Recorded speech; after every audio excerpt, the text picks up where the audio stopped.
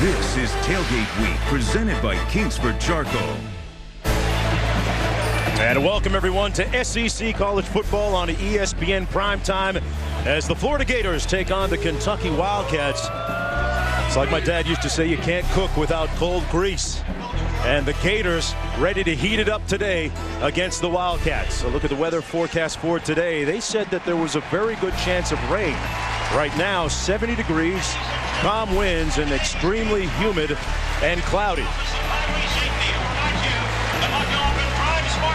Urban Meyer's team reeling because of health issues right now. And Bob, not only that, psychologically, after that 10-point win last week against Tennessee, a lot of people acting like the sky is falling. How vulnerable are they right now? Yeah, Mark, just because they didn't embarrass Tennessee by enough points, all of a sudden people are saying the Florida Gators are vulnerable because of that performance. That might be a bit of a reach, but I will say it's set up tonight as a trap game for the Gators. You know, they beat Kentucky 63-5 last year. You know Kentucky's going to be tremendously motivated. Also, they're coming off the big emotional win against the Volunteers last week in Gainesville. And keep in mind, folks, it was a year ago this weekend that Tim Tebow was forced to make that inspirational speech after that upset loss against Ole Miss at home.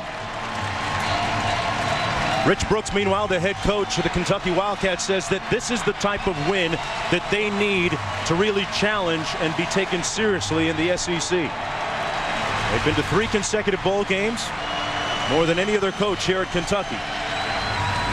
And you know, Kentucky kicking this football off, Mark. Special teams. Anytime you play Florida, particularly kickoff return, they're number 4 in the nation right now in kickoff return yardage. Kentucky number 75 in kickoff coverage. So a strength for Florida, a weakness for Kentucky right here on the first kick of the game. Let's look at Brandon James. Back deep along with Wandy Pierre-Louis. Kentucky deferring to the second half.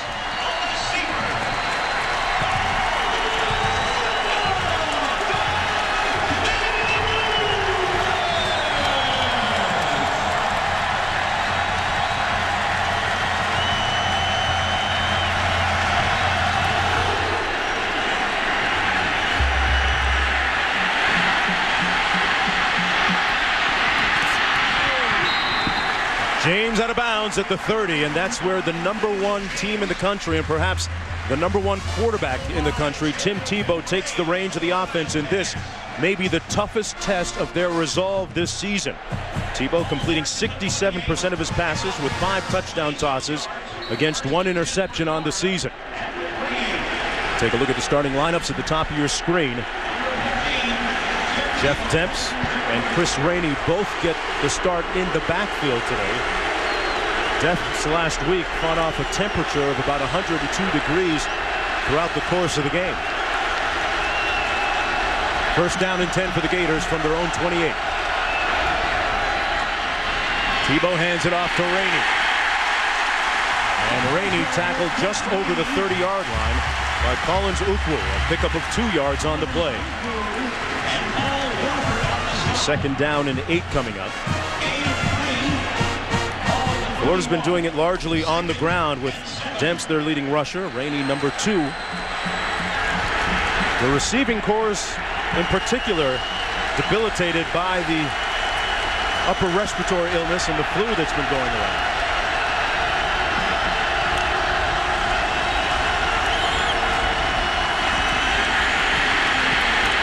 Tebow brought down at the 34-yard line. And let's take a look at tonight's Impact Players, brought to you by Dave & Buster's. You know, I think Florida has to get their passing game going tonight, particularly because of the health of Tebow.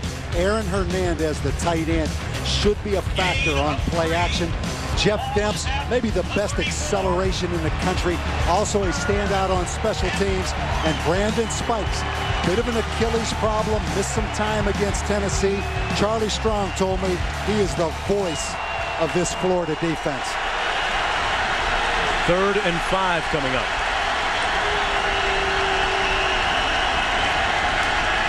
Tebow on a predetermined run and a good call. Tebow still on his feet.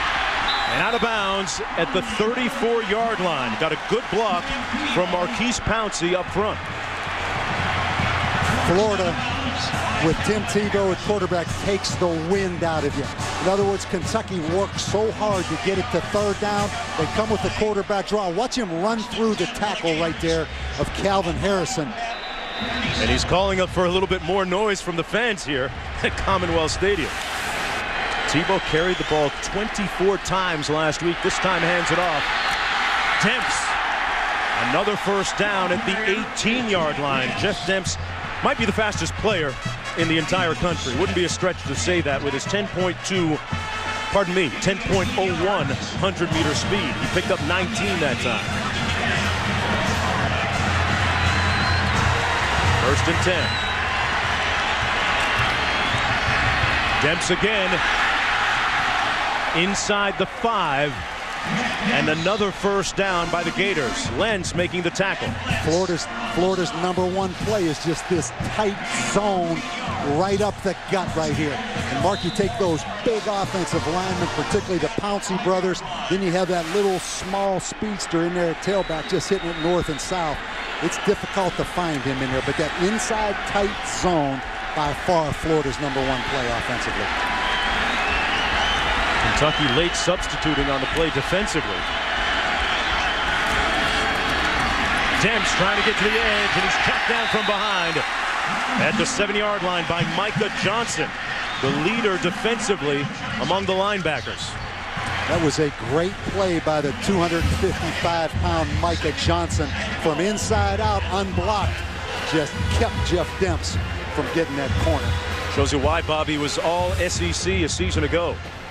You know, anytime you're inside this goal line, this is Tim Tebow territory right here. Probably the best short yardage quarterback in the history of college football. Mark, look for him to carry the football. Second and goal coming up. Tebow keeps it himself. It usually takes about 3 or 4 guys to bring him down, but they got to him after a gain of about 1 on the play. It'll be third down and goal coming up. Mark, he inflicts a lot of pain. He wears defenses down over the course of a game.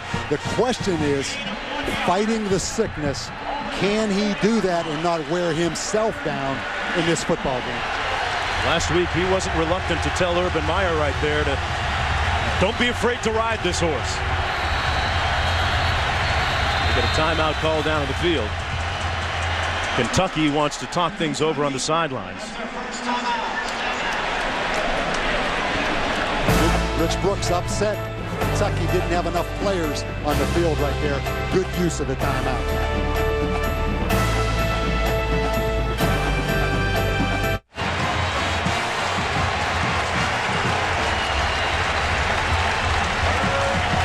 Zeros on the scoreboard. This is the 8th play of the Florida drive, the opening one of the ball game. They've run it every single play. Third down and goal for the Gators.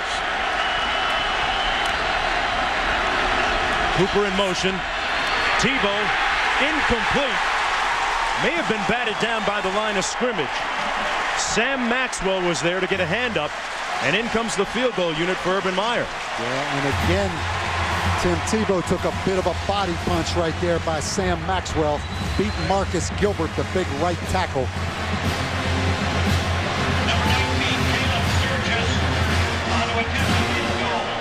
Well, Mark, that's a pretty good lick right there. In to attempt a field goal from 22 yards out, it's Caleb Sturgis. And Sturgis knocks it through. Florida cashes in 3 points. Tim Tebow couldn't get him into the end zone. Back with more right after this. You're watching SEC College Football on ESPN Primetime as the Florida Gators take on the Kentucky Wildcats. Looked like I saw a little bit of chicken breast and some burgers or steaks on there. Tailgate week presented by Kingsford Charcoal here on ESPN. Florida leading 3-0, and that last field goal had to be considered a little bit of a win defensively for Kentucky. Well, particularly how the game started off last year in Gainesville. Kentucky down 28-0 in the first quarter. Derek Locke back for this kick. He ran one back 100 yards last week against Louisville. This time, though, brought down right at the 20-yard line by the Gators. Mike Hartline, the starting quarterback for the Wildcats. He started 8 games a season ago, was demoted for the last third of the season, then brought back as the starter for their bowl victory and was the offensive MVP of that game. He's completing 70% of his passes with 3 touchdown tosses against 1 interception this season. Check out the rest of the Wildcat starters at the top of your screen. First down and 10. Connor and Locke in the backfield out of the offset eye. You're going to see this all night. A lot of checking at the line of scrimmage by Kentucky. Flag down, and Locke brought down across the 25-yard line by Jermaine Cunningham. Pickup of 5 if it stands. Locke appeared to be a little indecisive there in the backfield. Right there you see the problem with doing a lot of checking at the line of scrimmage. It's hard to just hold in there and be disciplined. Illegal motion. Number 38 went in motion before everybody was set. 5-yard penalty. Repeat first down. Moving back to the 15-yard line. A little bit of confusion on the Kentucky sidelines, both offensively and defensively, to start this game. First and 15. Did I say confusion? No, 2 years ago. Number 70 on the offense. 5-yard penalty. Remains first down. Kentucky, with a veteran quarterback, a veteran offensive football team, had a lot of success checking at the line of scrimmage, getting into the perfect play. Obviously, they're trying to do that right now, but by trying to be perfect, they're making a lot of pre-snap mistakes. First and 20. Hartline play action, backside pressure. It's going to be spotted outside the goal line at the 1-yard line. Joe Hayden with a little pressure off the edge. And in 3 consecutive plays, the Wildcats are really backed up now.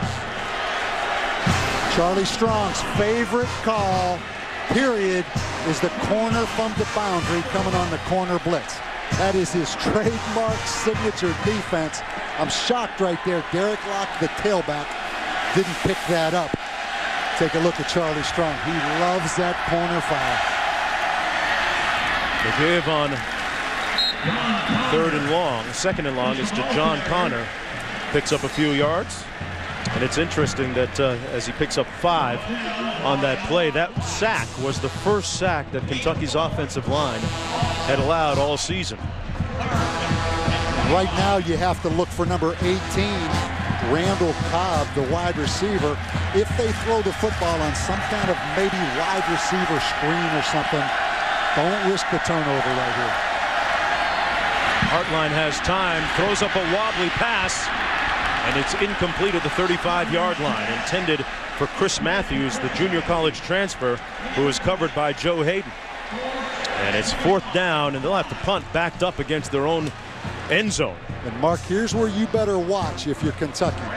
Last year, Florida blocked the first 2 punts of the football game. And keep your eye on number 3, Chris Rainey, for Florida. The little speedy running back lined up in here right over the center. Ryan Tidlochka able to get this one off. Demps. Check that, Brandon James brought down. And that's going to give the Gators good starting field position on their 2nd drive of the period. Back after this.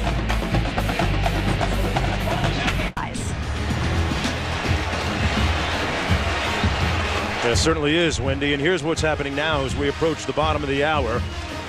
The flu bug and respiratory illness striking several key starters for the Gators. And coming up a little bit later ahead, Davy Jones-Locker got some interesting nuggets to talk about there, and the state of football in the state of Florida on the upswing. Tebow, a little play action. A wobbly pass over the head of Aaron Hernandez, but there's a flag down on the play.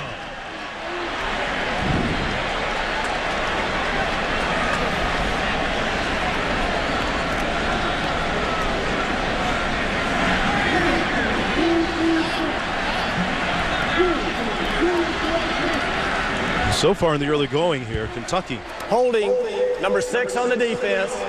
10-yard penalty from the previous spot. Automatic first down.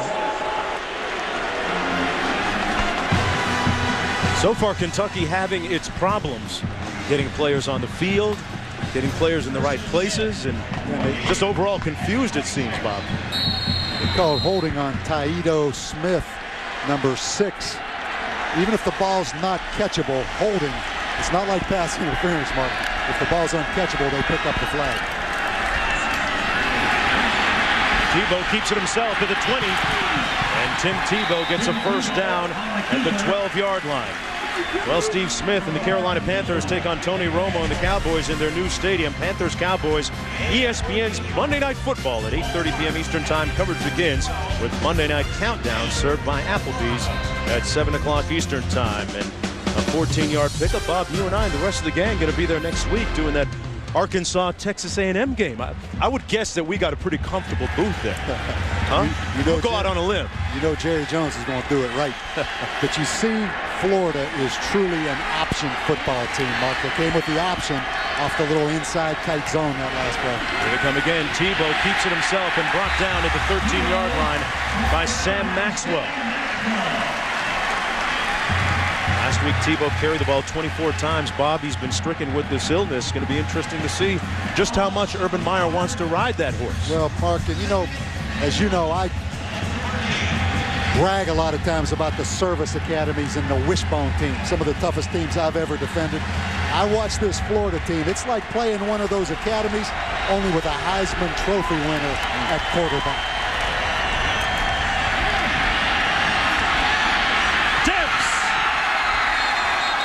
Did it! Touchdown, Gators. There was a signal, but now they're going to say he stepped out of bounds. Mark, he got an excellent block from both Emmanuel Moody, the tailback, number 21, right there. Also, David Nelson out there at wide receiver, right there on the 3-yard line. He steps out of bounds. Picked up 10 on the play. Go ahead and call it what it is. It's Tebow time right now. You might as well put a big bullseye on that quarterback because this is where he carries the football.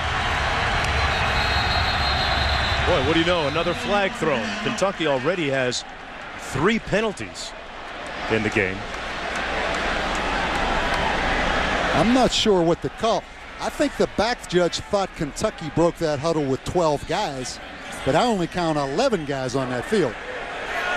There was no foul on the play for defense in their formation. There'll be no flag. He got ahead of himself. He thought there were 12 blue shirts out there.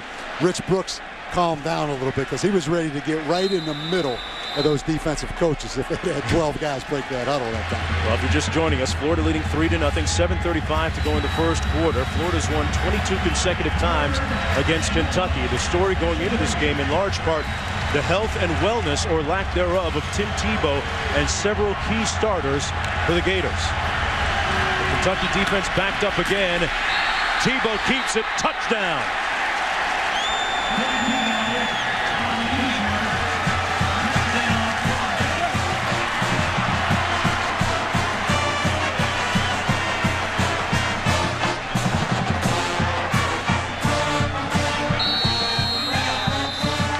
His 4th rushing touchdown of the season and the 47th of his career.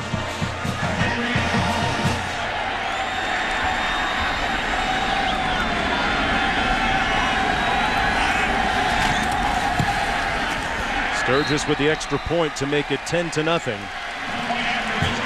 Tim Tebow is his 47th career rushing touchdown as he continues to move up the SEC career rushing touchdown list among some very select company: McFadden, Alexander, Bo, Dalton Hilliard, Cadillac Williams. A very select group, and Tim Tebow with 47. Herschel Walker next on the list. And there may be some cynical people that say, well, look, Tim Tebow gets to carry it in those short yardage situations. He's not breaking, the 29-yard run he had early, that was the longest run of his career on the quarterback drop. So he's not breaking those long runs like the Herschel Walkers of the world. But on the flip side, everybody in the stadium knows he's going to carry it on those short yardage situations, and you still can't stop him. That's interesting. And speaking with a former high school all-star teammate of him who just happens to play for Kentucky today, Micah Johnson, for the Wildcats, he told us in our meetings earlier that trying to tackle Tebow is like trying to tackle a moving refrigerator. And so far, the refrigerator's winning. Well, you see what Rich Brooks is frustrated about. You want to represent? I mean, you got beat 63-5 last year in Gainesville. That should be tremendous motivation, obviously not to get embarrassed again. And so far, Kentucky, it's been nothing but mistakes, and they can't slow them down on defense. Tebow running the ball 6 times, total of 50 yards, got that last touchdown.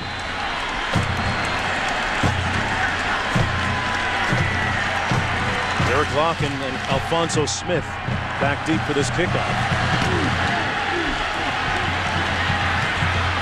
Locke ran one back 100 yards last week against Louisville. Nowhere to go this time. Pushed out of bounds at the 27. You know, receiver Randall Cobb said it was the lowest point of his young career last year when they were trounced by Florida down in the swamp, 63-5. We mentioned that they blocked the first 2 punts of the Wildcats, and it was 28-0 after the first quarter. And boy, they put it on cruise control after that. And I've always felt maybe the greatest motivator is fear of embarrassment. And I thought Kentucky would really be motivated to play, but early in this game, it's been a very poor performance. Get a little Wildcat formation. Randall Cobb, who I spoke of a moment ago, throws this one almost picked off by Ryan Stamper. It's incomplete. Randall Cobb last year played quarterback for several games. He replaced Mike Hartline, but then the decision was made at the end of last season for their bowl game to move him back to wide receiver. And he is by far, Mark, the single biggest weapon Kentucky has on this football team. He is the reason they beat Louisville last week. Had a big play on 3rd down on a screen, also caught a jump ball touchdown that won the game. 2nd and 10. Hartline overshoots his intended receiver, Chris Matthews, as we take a look at the impact players brought to you by Dave & Buster's. Well, I mentioned Randall Cobb, by far the #1 weapon. He's a starting wide receiver. You'll also see him in there at Wildcat. We've already seen him run it. Derek Locke, a lot like Florida's tailbacks. Not the biggest guy, but capable of breaking a big run. Micah Johnson on defense, 255 pounds. May not have played up to his expectations yet in his career at Kentucky. He looks like an NFL player. He has to play like that. 3rd and 10.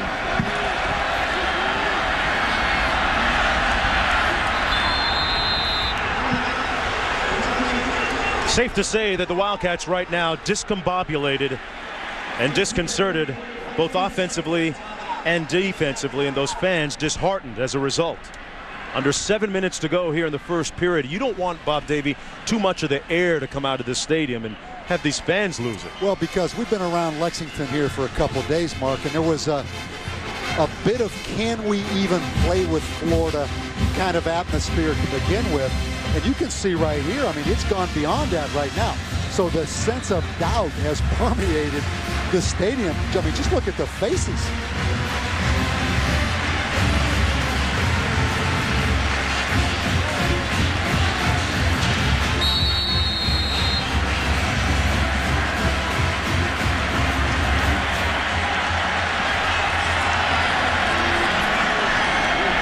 Do it again on 3rd and 10.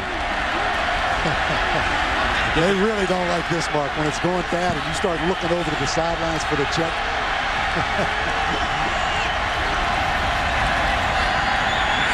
Hartline pulls the trigger, complete. Cobb took the hit, stayed on his feet, but then stopped up short of the 1st down at the 27-yard line. It's a 3 and out as Charlie Strong's defense gets it done again. Well, the way it looks so far, Kentucky better try to get some of that flu that Florida has, or whatever that sickness is, because it's working for Florida so far. It certainly is. Meyer's team has had some 36 members affected by the flu since the season began. Brandon James back deep for this punt. Watches it bounce harmlessly. It's going to be downed at the 33-yard line, and there's a flag down as well on the play.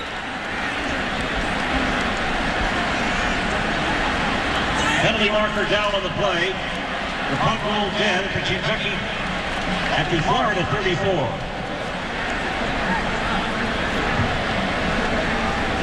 Wow. Preliminary indication. Motion penalty against the Wildcats. Kentucky having a hard time getting it together. That's if I an know illegal Urban shift. Meyer, he's going to make them punt it again now. Now they really come after him because that get-off time was a little bit slow right there for Kentucky. Keep in mind last year, Ryan Illegal Tudlachka. motion, number 21 on the kicking team. He never got set. That'll be a 5-yard penalty. We'll replay 4th down. Mark, you look out there at Florida's punt block team.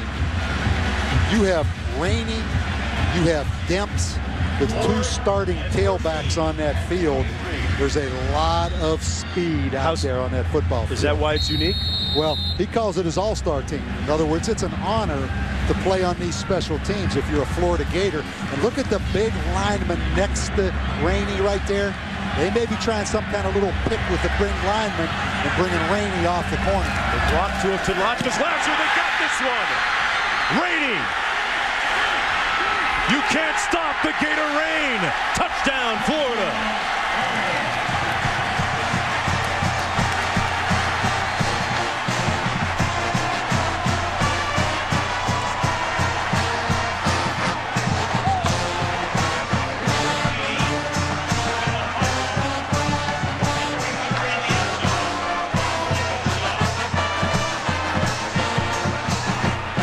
Great scheme, and that's great athletes. You see Chris Rainey coming up the middle. He had Big Patchen in there, number 71, lined up next to Rainey. Sturgis's extra point is good. Florida in a blink up 17-0. Rainey blocked it, recovered it, probably quick enough to put his own points on the scoreboard. Florida with ferocious intensity, albeit ill, leading 17-0 when we come back.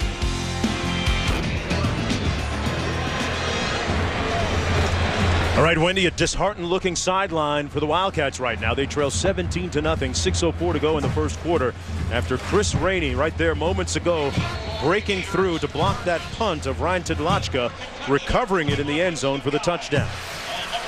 Mark, let's take a look at this. Watch Patchen right here, 270 pounds, a big offensive lineman. You have Rainey at 160 pounds next to him. Patchen is going to use up 2 blockers, and there Rainey comes and blocks it. That was Winston Guy on the kickoff return, and there's a flag down at the 14-yard line.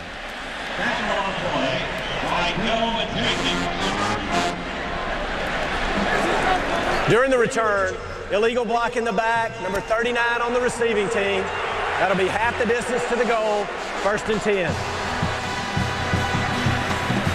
That's the 5th penalty against Rich Brooks' Kentucky Wildcats in the game. Mark, you take 28-0 last year, first quarter, Florida, Kentucky. Add on 17 points this year. That's 45-0 the first quarter the last 2 years. That's bad math. And that's 3 block punts in the first quarter the last 2 years. Still a little under 6 minutes to go in the first period.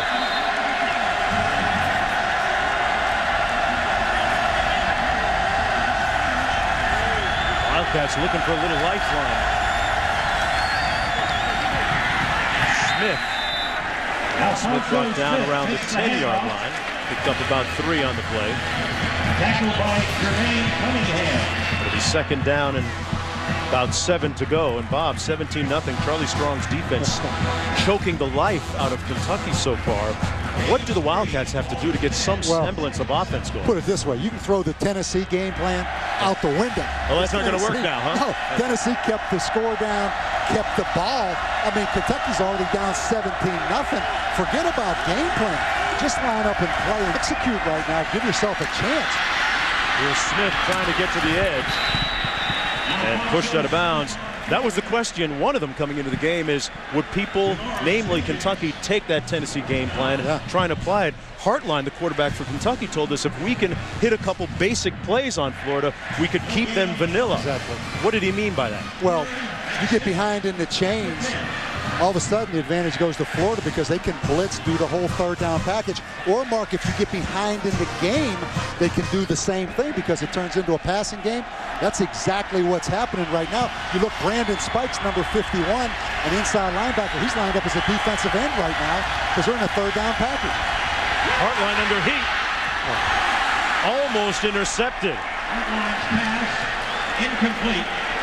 Good pressure defensively by Marquis Anderson. Almost got himself a safety, and it's another 3 and out for the Wildcats. Their third one. And here's the problem, Mark. Now you have to hang in and protect because they've blocked 3 punts on you in 2 years. But look back here. Here's Brandon James, about a 4-2 guy. If you hold in there and protect too long, this kid's going to run back down your throat. So many dilemmas caused by that Florida speed and Urban Meyer's team's propensity to block punts. Lashka gets this one off, and it's a good one, a high spiral, driving James all the way back to the 41-yard line where he calls for the fair catch. A 48-yard punt that didn't get blocked. Nothing on the return as Tim Tebow gets set to come back onto the field. And Jimmy Johnson is racing for a historic 4th straight championship, while Jeff Gordon and Tony Stewart look to make history of their own. The NASCAR Sprint Cup Series at Dover. Coverage beginning on ABC with NASCAR Countdown at 1 o'clock Eastern Time.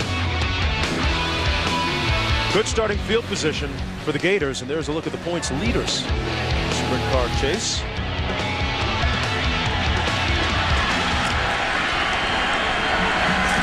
Emmanuel Moody in the backfield. This is James. And James with a nice gain of about 6 on the play. This Florida offense, you know, the illusion of being wide open, their form of the spread. But as I said earlier, they really want to run the football and hammer you. And those inside players, you look at their center, their 2 guards, the Pouncey brothers in there. They are a big, big physical football team. Now, that is a huge offensive line. Just joining us, we showed you a video of the Pouncey twins vomiting before the game because of the respiratory illnesses that have struck this team. And right now, they've got the Kentucky defense looking sick as Demps runs for a first down. Into Kentucky territory at the 43-yard line. A pickup of 8 on the play. Bob, I want to ask you, is Florida running the ball out of necessity or out of design right now? Well, I think it's both. But you talk out of design, they're averaging 290 yards game rushing over the last 8 games. Only Georgia Tech is ahead of them. The last 8 games in all of college football rushing the football. They're a running team. Tebow delivers a strike complete to Moody. Nice move in the flat and a first down at the 24-yard line. Emmanuel Moody, the transfer from USC. Trevathan makes the stop, but Moody picked up 18. One more look at the scene earlier tells you how ravaged this Gator team has been by the flu bug and upper respiratory illnesses. There's a look at the Pouncey twins, well, vomiting prior to the game. Them and several other players. We saw Riley Cooper on the sidelines during the last commercial, looking very worn. Tebow completes it to Nelson. Nelson with another first down at the 13-yard line of the Wildcats. A pickup of 13 on the play. You know, a lot has been made about Tim Tebow's throwing motion, Mark. Let's take a look at it right here. You're going to notice how he really drops that football down and winds up. That's the biggest concern, I think. It takes him so long to get rid of the football. And talking to Tim Tebow, he has not changed that release since he's been at Florida. It's working for him. He's going to worry about it when he gets to the next level. But he does wind up when he delivers that ball. Tebow keeps it himself. Oh, what a shake. Stopped on a dime and didn't leave any change for the Wildcats. Tebow down to the 2.5-yard line.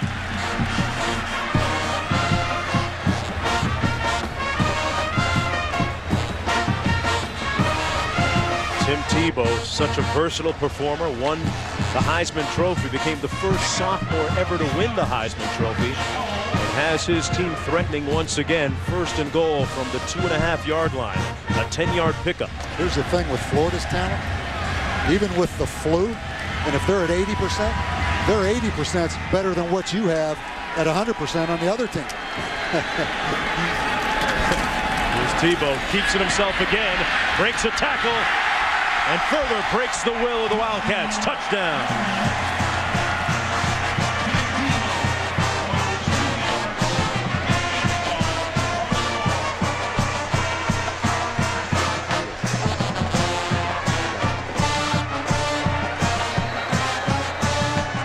His 2nd touchdown of the night.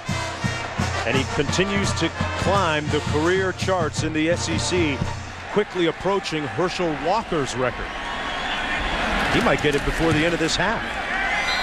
24-0. You know that Tim Tebow's popular when you're at a Kenny Chesney concert like he was recently, and Kenny Chesney calls you up on stage and says, "Come on up here and sing a little bit with me, would you please, Tim Tebow?" You know you're popular, like Tim Tebow is, when the show Jeopardy has you as an answer, and that's where we go this week inside Davy Jones' locker. Speaking all things Tim Tebow, Bob, we had a chance to ask him on our conference call earlier this week his 3 favorite places to visit, and he's so worldly. He was born in the Philippines. He said the Philippines, Thailand, and Croatia. In addition to that, you don't meet many players that have Frank Sinatra, on their iPod, which he does.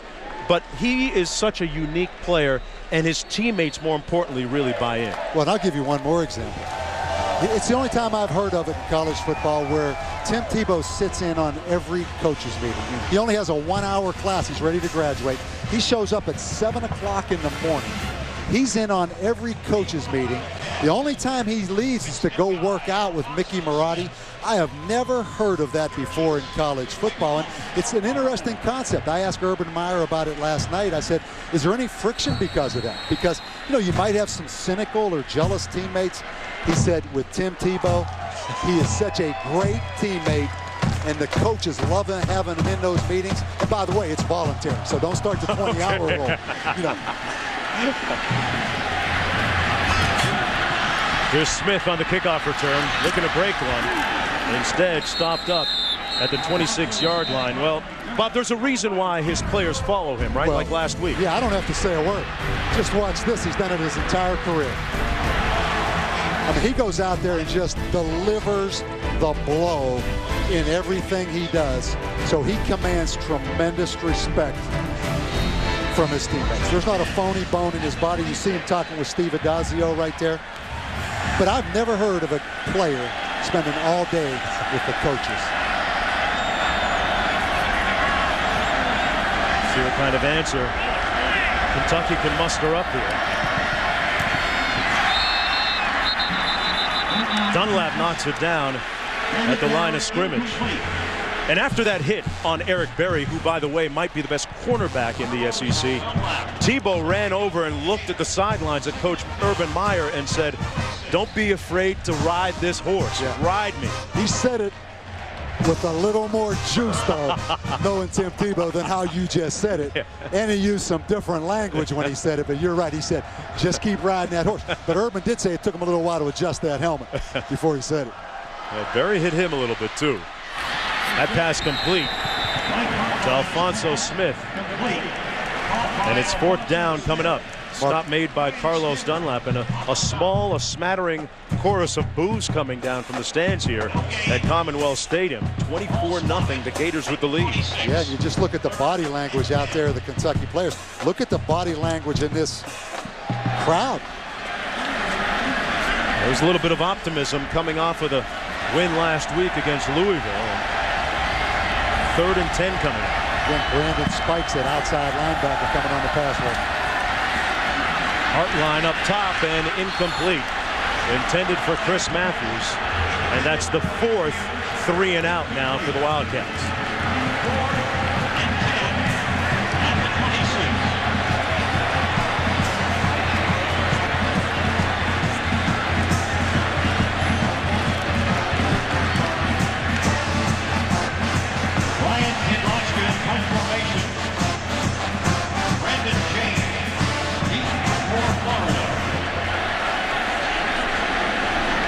A despondent-looking crowd so far here at Commonwealth Stadium. Lachka gets this punt off. He had one blocked a couple of punts ago. Nelson back at the 33.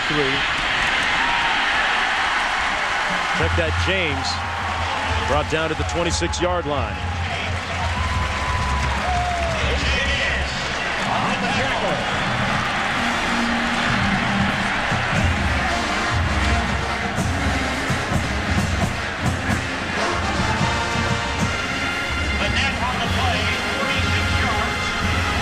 First down and 10 for the Gators from their own 28-yard line.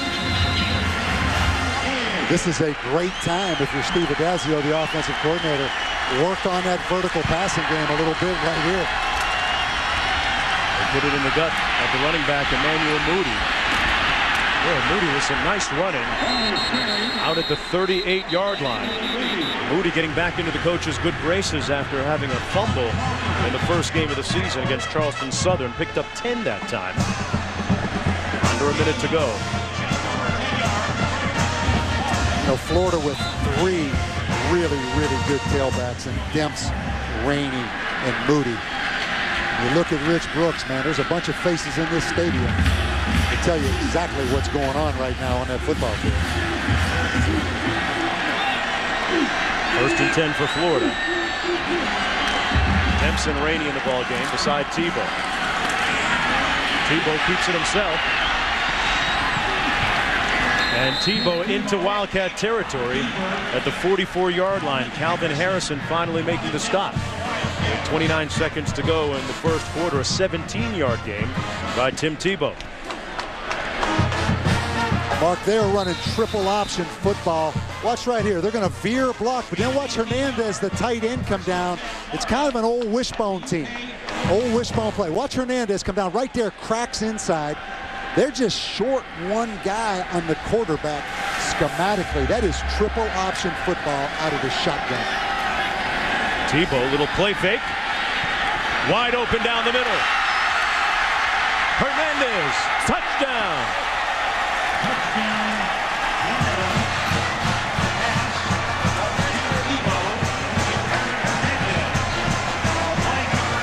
What a fitting way, an appropriate way to punctuate the end of an almost perfect first period by the Gators. Mark, Aaron Hernandez set that up perfectly. He came out and stock blocked a little bit, act like it was going to be option, and then he ran straight up the field. Option, option, then option pass.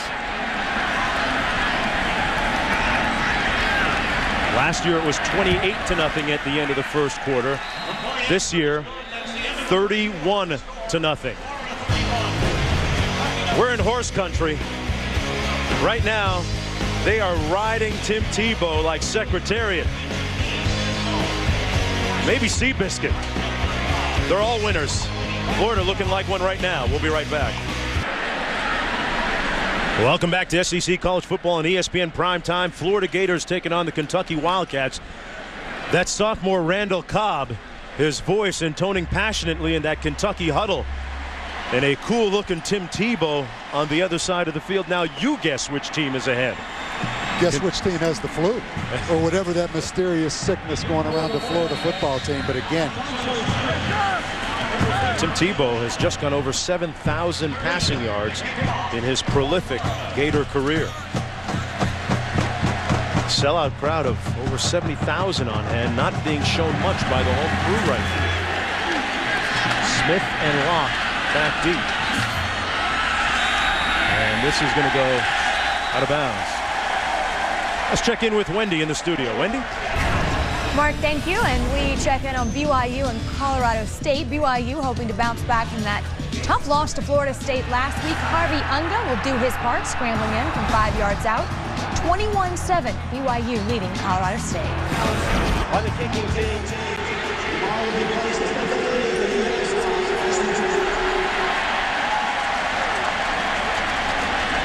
All right, Wendy, back here. It's going to start at the 40-yard line for the Wildcats offensively after the ball went out of bounds. First down and 10.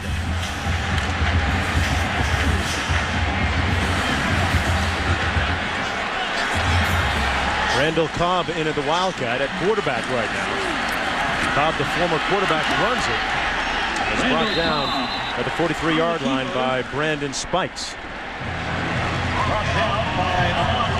Cobb, maybe their best playmaker. The coach is trying to get it together on the sideline. You see the frustration right there with Rich Brooks. Bob, we were talking, and you said for the last couple days in our meetings that this is a very well-coached Kentucky team. What's happened? Yeah, there's no question, and other coaches in the SEC would agree with me.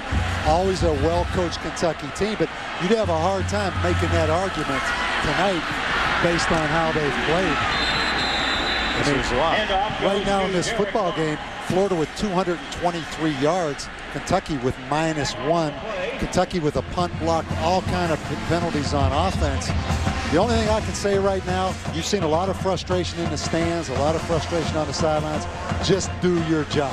This is not the time to panic, start pointing fingers. Don't start blaming somebody. There's enough of that to go around. Just do your job if you're Kentucky. Maybe a little too early to get into damage control mode.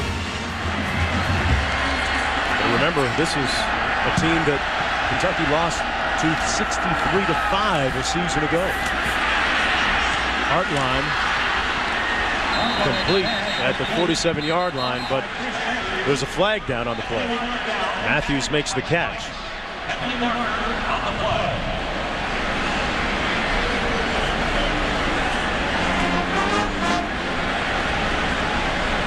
Kentucky's been victimized by several penalties already in the game, 5 to be exact. Illegal formation, 5 men in the backfield on the offense. That penalty is declined. It will be 4th down. Make that 6 penalties. And those kind of penalties have nothing to do with Florida's talent level being better than Kentucky's talent level. That has nothing to do with that. You control all of those things. Is there a possibility Kentucky has outthought themselves going into this game, Bob? I mean, they seem almost frozen in what they're trying to do. I mean, nothing seems to be working right now. You're exactly right. I don't really have the answer. I just know the frustration level's about to bubble over for this Kentucky football team. Florida's already blocked 1 punt. They blocked 2 in the first period last year. And the referees blow it dead. Before the snap, delay of game, number 9 on the offense, 5-yard penalty, remains 4th down. It's a tough day so far for Rich Brooks. Penalty against the Wildcats. This is a team that they have to beat. The teams like Florida to be taken very seriously in the SEC. Hartline said it was a lifetime opportunity taking on the #1 team. And remember that, hey, it was just 2 years ago that Kentucky defeated LSU when the Tigers were #1. But this is a different Kentucky team. That Kentucky team was ranked #7 in the country at the time. And fair catch called by James after the 45-yard punt. A little bit of hangdog right now in the Wildcats. We'll be right back.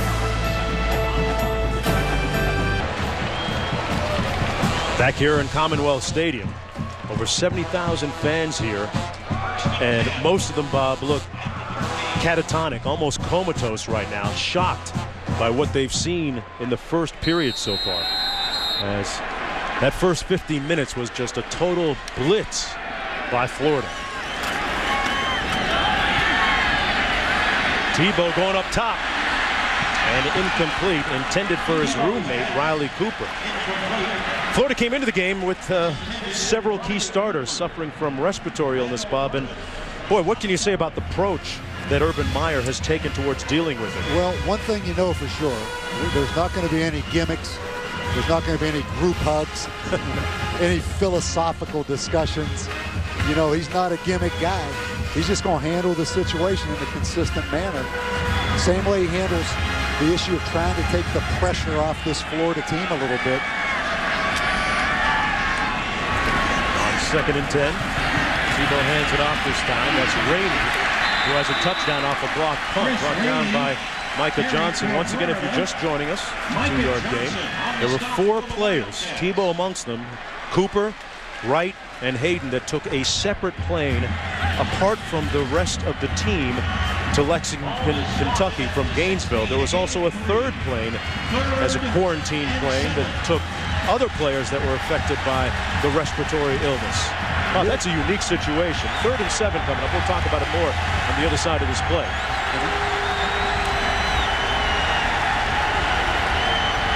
Tebow under a little bit of duress here. But what's a little bit of duress for Tim Tebow? Runs for the first down. Picks up 11 on the play and keeps the chains moving. First of all, it shows you how important football is to the Southeastern Conference and the University of Florida, that you can fly your charter, also have one jet, a citation, and then another school plane bring guys to the game. I mean, to have the resources and the ability to do that says a lot. But it's good thinking. You know, you isolate those sick players, get them away from the rest of the football team. But he's had some 35 players affected adversely by that flu since the start of the season. Here's Tebow.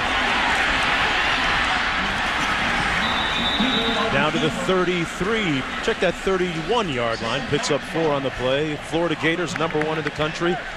The Miami Hurricanes, who lost earlier today against Virginia Tech, also on the uptick. Florida State, who lost earlier today, also on the uptick. But the Big Three especially have made Florida football extremely significant again, Bob. It's starting to come back. I mean, and don't think Urban Meyer hasn't benefited. He'll be the first one to tell you, with Miami being down a little bit, Florida State being inconsistent. But a big part of that is because of the job Urban Meyer has done coming into that state and recruiting the way he has. Tebow hands it off. That's Rainey. And Rainey, close to the first down, picked up 5 on the play. And to put a period on that point about how Florida football, college football, has really made a move north with Miami and Florida State making improvements. The 2 big improvements for those 2 programs have been at the quarterback position with Christian Ponder and Ja'Cory Harris, who has been red hot going into today aside. Boy, doesn't it come down to that? At any level of football, that guy under the center is so valuable. The Gators got a pretty good one. Tebow hands it off. And Rainey's going to be stopped up short.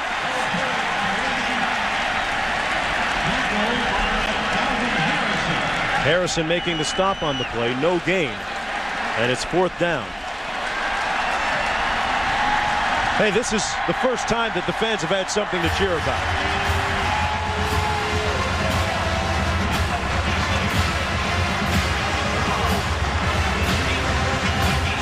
You know, Florida has not given up a single yard, Mark, all year in punt coverage. Not one single yard this season. Chaz Henry, who's like the Amana repairman, you rarely see him, punts this one, and Randall Cobb doesn't get an opportunity to return it. Back to Lexington right after this.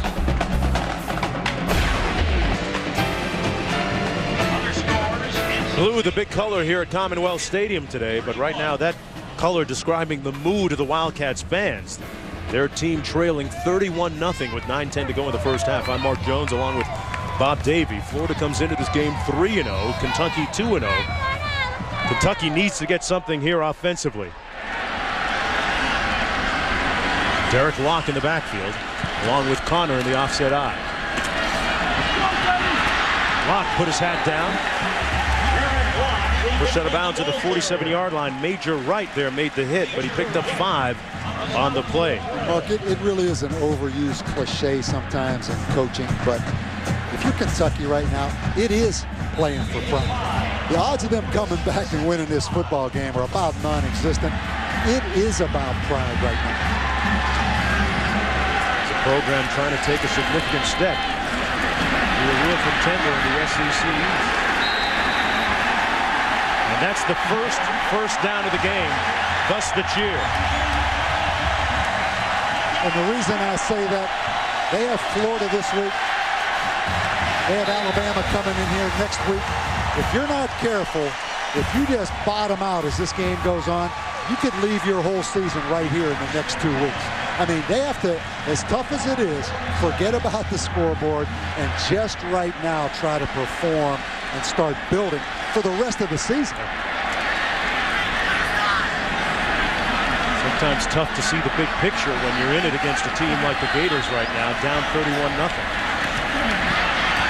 And Locke brought down at the 45-yard line, picked up 2. You talked about the daunting schedule ahead this week with Florida, next week Alabama, and then on the road at South Carolina, who got a big win on Thursday night on ESPN against Ole Miss, and then at Auburn after that. And one thing Kentucky has done a tremendous job of is the non-conference schedule. You know, they've had a good non-conference schedule. They've taken advantage of that. We've mentioned they've been to bowl games, but it's being a factor in the SEC that continues to be the problem. Hartline rolling out. Completes it at the 41-yard line to Randall Cobb. Picks up 4 on the play. And what about Florida's pivotal games this year? You look at their docket and key games at LSU in October. And then the rematch against their former coach. And at Florida State. That'll be an interesting one this year. And then maybe Alabama. Also, there's Georgia Bulldogs in that annual matchup in Jacksonville. And another first down for the Wildcats. Locke picked up 7. Derek Locke, one of the more inspiring stories. Coming off of knee surgery. Tore up his ACL ligament last October, midway through the season, and cost him the rest of the year. And started getting back at it this past May. And has that game-breaking speed once again. First down and 10 for the Wildcats from the Florida 35. This is as deep as they've been in Florida territory all day.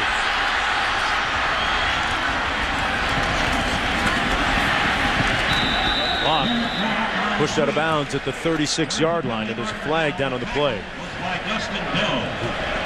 Penalty marker down.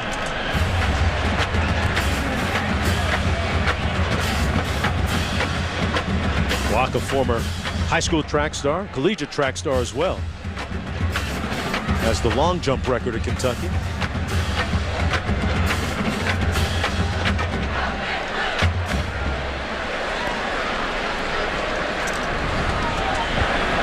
Illegal formation. 5 men in the back mail on the offense. Number 8 was back and was moving forward. That penalty is declined. It'll be second down. I want to say that's the second time that we've had that penalty today. It is, Mark. Things started out fairly optimistic for Rich Brooks, and it has gone downhill from that point on. And we mentioned the SEC. Can they be a factor in the SEC East? They are 1-23. 1 win and 23 losses in the SEC. Hartline to Cobb, complete. Short of the first down, though, at the 25-yard line. But let me finish that. They're 1-23 in the SEC East if you take Vanderbilt out of the equation since Rich Brooks has been at Kentucky. So that's when he talks about being a factor in the SEC. That's exactly what he's talking about right there.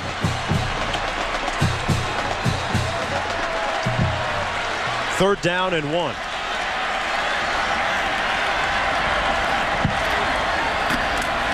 Locke got the first down using that speed and acceleration. And Bob, you talked about Kentucky trying to become a factor in the SEC. Rich Brooks doing it with speed, trying to recruit more speed. When he first got here on campus in Lexington, he only had 1 player that ran under 4.5 seconds in the 40-yard dash. Now he has 22 such players. One of them, Derek Locke, there getting the first down. Smith in the game for Locke. This is the fullback, though, Connor. And Connor gets a couple of yards. Well, Steve Smith and the Carolina Panthers take on Tony Romo and the Cowboys in their brand new digs. Panthers-Cowboys on ESPN's Monday Night Football at 8:30 p.m. Eastern Time. Coverage begins with Monday Night Countdown served by Applebee's at 7 o'clock. You know, you mentioned Derek Locke and the speed. He's typical of the guy Kentucky gets. You know, he came from a small high school in Oklahoma. He really wanted to go to Oklahoma, but they wanted to make him a DB. They get those guys that are a little bit under the radar a little bit, not those blue chippers like Florida did. Hartline complete. Down to the 10-yard line, Randall Cobb. 8-yard pickup on the play. That's going to be a first down for the Wildcats. Really a good job right there by Mike Hartline, the quarterback, of stepping up in the pocket but not panicking and just taking off and running. This guy's a good-looking athlete right here, Mike Hartline.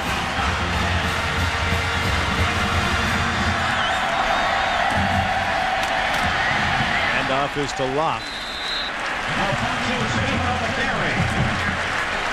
Down to the 7-yard line. Smith, 4 minutes to go in the first half. And talked about Hartline being a talent last year. He faced a lot of adversity, was demoted for the last third of the season, giving way to Randall Cobb at quarterback. And he didn't take the news very well. He's a competitive guy, admitted that he didn't say or do the right things when the decision was told to him. And he said it was a growth experience, had to look at the big picture, realize it was more about the team. 2nd and 5. Hartline on the fade, but a busted pattern.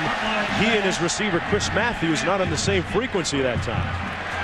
3rd and 5. And Hartline came back, played pretty well against East Carolina in the Liberty Bowl, but I mean, he's an outspoken, talkative guy. You know, just sitting with him yesterday, I was impressed, Mark. I mean, he's got some presence to him. But he found out last year when he got benched, he came out and said he needed some help around him. There was a lot of guys not doing their job, and that came back and bit him, even though everybody kind of agreed with what he said. So it's been kind of a maturation process for Hartline. A little bit of diplomacy would have been nice at the time. That helps. 3rd and 5. Derek Locke alone back. And it's Locke. Short of the first down at the 2-yard line. What do you do here? You try and get one? You have to go.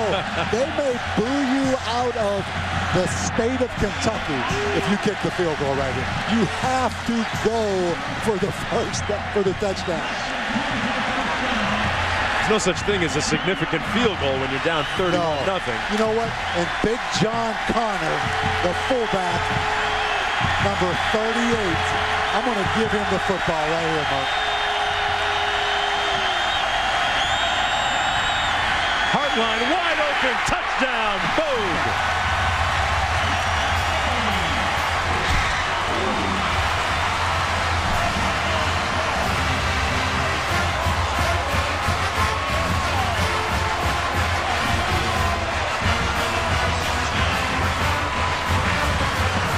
It's the first time Rich Brooks has had a smile on his face all night. Ross Bogue with his first touchdown catch of the season. Tell you what, I'm impressed. Not to keep talking about the crowd, but I am impressed with the resiliency of this crowd. I mean, there's actually a little bit of positive energy in the stadium right now. Sieber with the extra point. Boy, if you're looking for a feel-good pill, they just got it in that touchdown catch.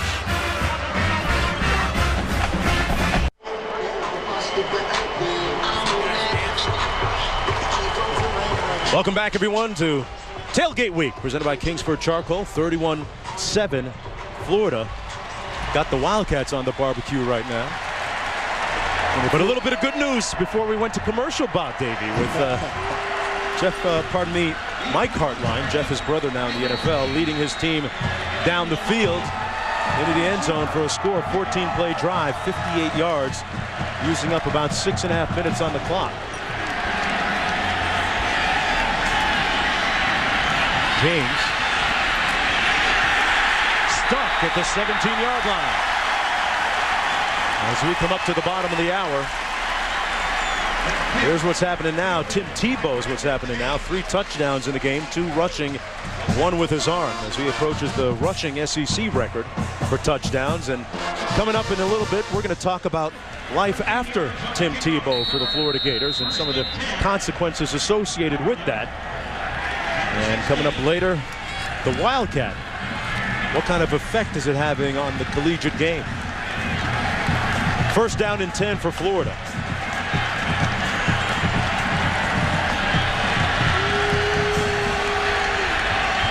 Jeff Demps in the backfield beside Tebow. Incomplete.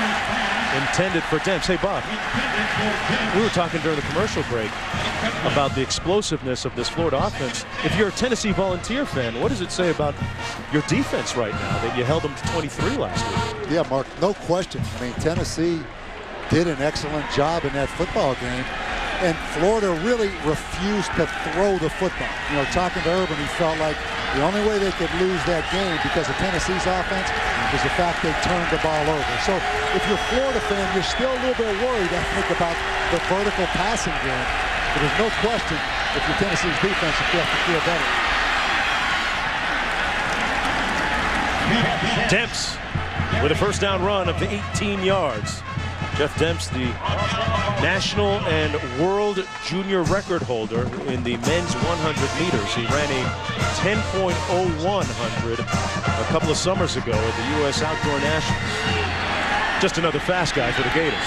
Tebow with a lame duck that's caught. It's that type of day for the Gators. Riley Cooper could have called for the fair catch. It was up there so long. He picks up 22 yards. Mark, that's one guy that's sick to another guy that's sick. They're roommates. They were flight mates coming up here. That was unbelievable right there. That ball slipped out of his hand. That pass almost tipped, it appeared, at the line of scrimmage, harmlessly incomplete. Intended for Brandon James. One more look and check that pass. Was it a pretty one? Let's take a look if this ball's tipped or it just came out of his hand. Maybe the pressure by Corey Peters was in his face that time. But I think here's what you want to see right here. Florida under a new offensive coordinator, Steve Adazio, who was the offensive line coach. They've lost Percy Harvin, Lewis Murphy to the NFL, the receivers. Can they throw the football down the field consistently?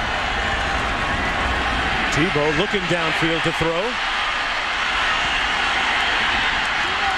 And incomplete at the 27-yard line, intended once again for Riley Cooper. Bob, you mentioned the fact that Dan Mullen is now the head coach of Mississippi State. Great job today, by the way, in a close call against LSU. But how different is this team offensively? What kind of signatures do you see with Steve Adazio? Well, first of all, this guy is, in my opinion, one of the best coaches in the country. They're pretty much what they have to be right now, personnel-wise. Run the football, throw the football when you have to, until some of these young receivers develop. But this is a big test right here for them. 3rd and 10 coming up.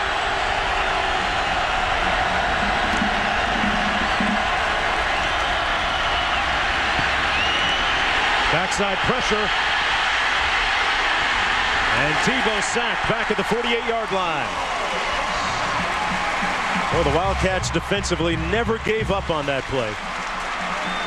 Showing some resolve still. And Mark, the beauty right now, the energy level has shifted over to Kentucky right now. There's no question they are the more energetic football team right now. Now, maybe a little bit too late for tonight, but this bodes well for the rest of the season for this Kentucky football team. There's still a pulse. Henry into punt from his own 40. Ends up a high spiral. And a fair catch called back to the 17 by Randall Cobb. Under a minute to go here in the first half. A first half that has been all orange and blue. But Rich Brooks' team getting a little momentum on their side right now.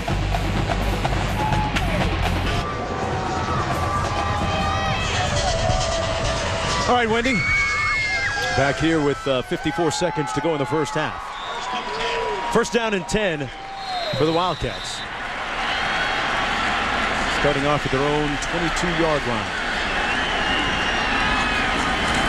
Had a long, prosperous drive last time out, and Hartline starts this one off nicely. Completes the pass to about the 31-yard line to Chris Matthews. Picked up 8. That says it all. This football game was over in the first quarter. Kentucky with no offense early came to life on that last drive.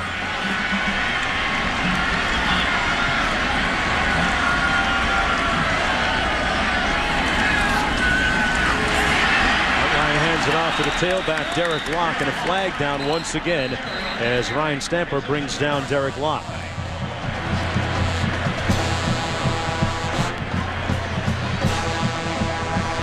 Well, we get a holding penalty right here, I believe.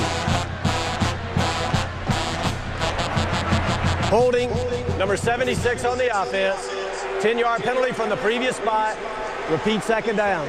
7th penalty of the half for Rich Brooks's Kentucky Wildcats.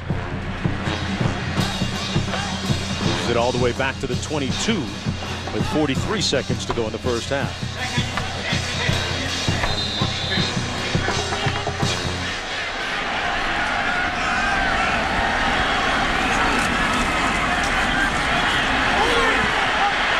Hartline throws it. It's going to be ruled complete. Marked at the 42-yard line. Chris Matthews, the junior college transfer out of California, the team's second leading receiver. Knocked out of bounds by Will Hill. Yeah, Mark, I think this one's going to come back. Take a look at Chris Matthews out of L.A. Harbor Junior College. He's added a little bit of athleticism to this receiving core. And I think we're going to get another holding penalty right here. 28 on the offense. 10-yard penalty from the previous spot. Repeat second down.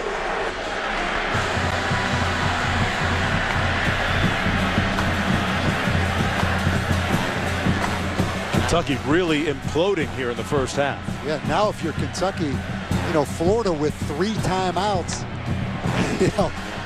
I don't think Urban will use the timeouts, but he could use the timeouts after this play and force Florida, it's second down, but eventually punt the football in.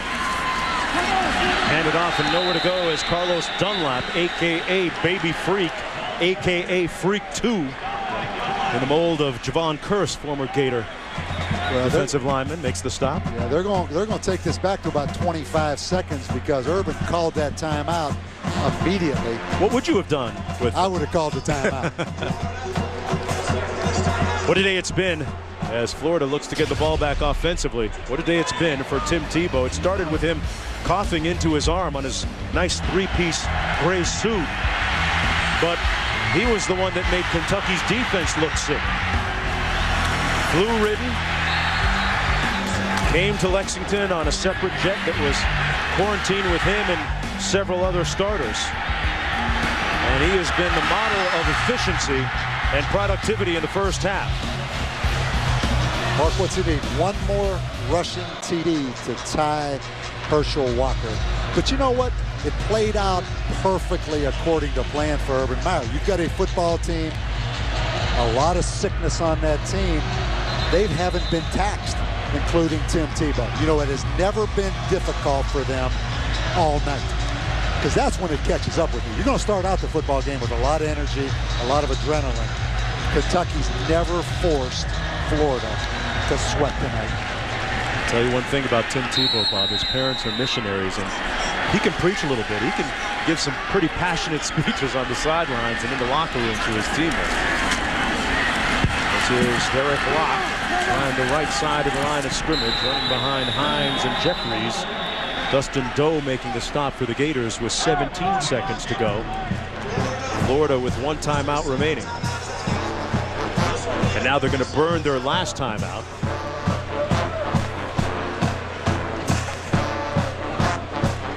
Well, Jimmy Johnson is racing for a historic 4th straight championship, while Jeff Gordon and Tony Stewart look to make a little history of their own. The NASCAR Sprint Cup Series at Dover coverage begins on ABC with NASCAR Countdown at 1 o'clock Eastern Time. Well, we just saw Tebow's workings a few moments ago in his productivity, Bob. What about the quandary that Florida faces having such a prolific quarterback, and what about life after Tim Tebow? Got some interesting consequences. Yeah, it's always difficult to a degree because you've had a guy that came in, started as a true freshman. So it's a little bit difficult to recruit, but Brantley, the young backup, I saw him before the game. He's a big, good-looking athlete, Mark. And I'll tell you what, Dempson Rainey back on this punt block team. They're going to come after it again right here. Up the middle, and they brought a little bit of heat. Tedlachka got off a great punt. all the way back to the 36-yard line, 52 yards with a lot of hang time. And getting back to Tebow, Bob, I guess his situation very much like in the aftermath at Rutgers of Ray Rice and the aftermath at West Virginia of Pat White. Whoever's next, that's a big job. But much, much, much more than either one of those two guys. I mean, this guy has been the total face of Florida football. People forget he didn't start. It was Chris Leak his freshman year, right? Exactly.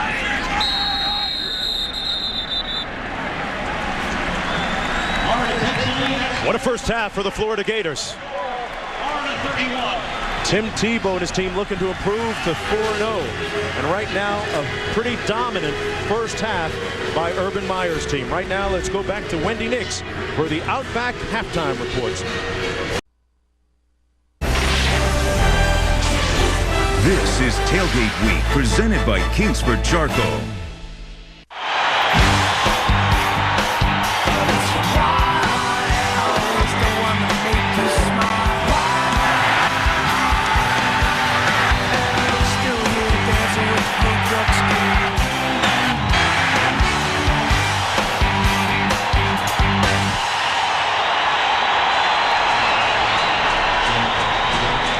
University of Florida Gators racking up 282 yards of offense in the first half. And welcome everyone back to Tailgate Week, presented by Kingsford Charcoal, part of the SEC football here on ESPN Primetime. And the trigger man, as always, Tim Tebow, with a pretty productive first half. And on the flip side, Mark, you look at Kentucky. They had 5 first downs in the first half. They had all 5 of those first downs on the one drive where they went down and scored. They had 74 yards total offense. They had 58 of those yards on that same drive. So basically all Florida, Kentucky with one drive in the second quarter. Florida's offense did get a little bit stagnant in the second quarter, though. Well, Kentucky is going to get the ball to start the third period. Tim Tebow didn't throw it all that much in the first half, but when he did, he certainly made them count. Yeah, Florida with 223 yards in the first quarter, only 59 yards in the second quarter. There are a lot of questions about this Gator team offensively, especially coming into this game in the wake of the 10-point win against Tennessee. And I say win against Tennessee because Urban Meyer felt that his team didn't enjoy that win enough, even though they did get the W. Meanwhile, Rich Brooks in his 7th season as head coach feeling that this is the type of opportunity they can't let slide by for too much longer. An opportunity where they have a chance to make a name for the program in the big picture and become a legitimate contender for an SEC championship.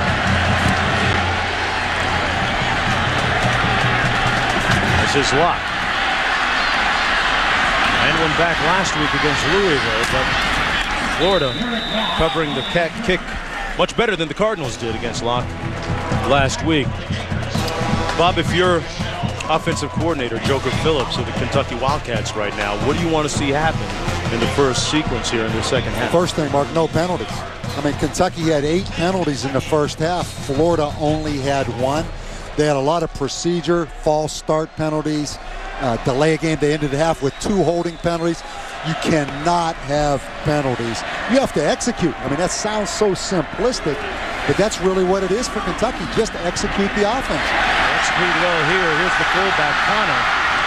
And Connor with the first half. First down.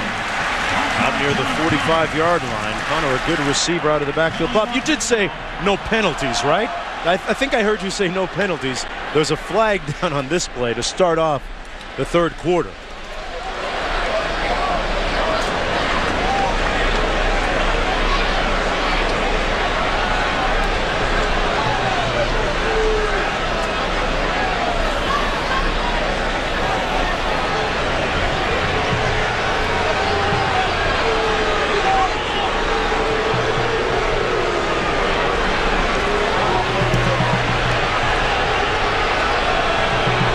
Fans kind of sense something coming down the pipe too, I think, with this call.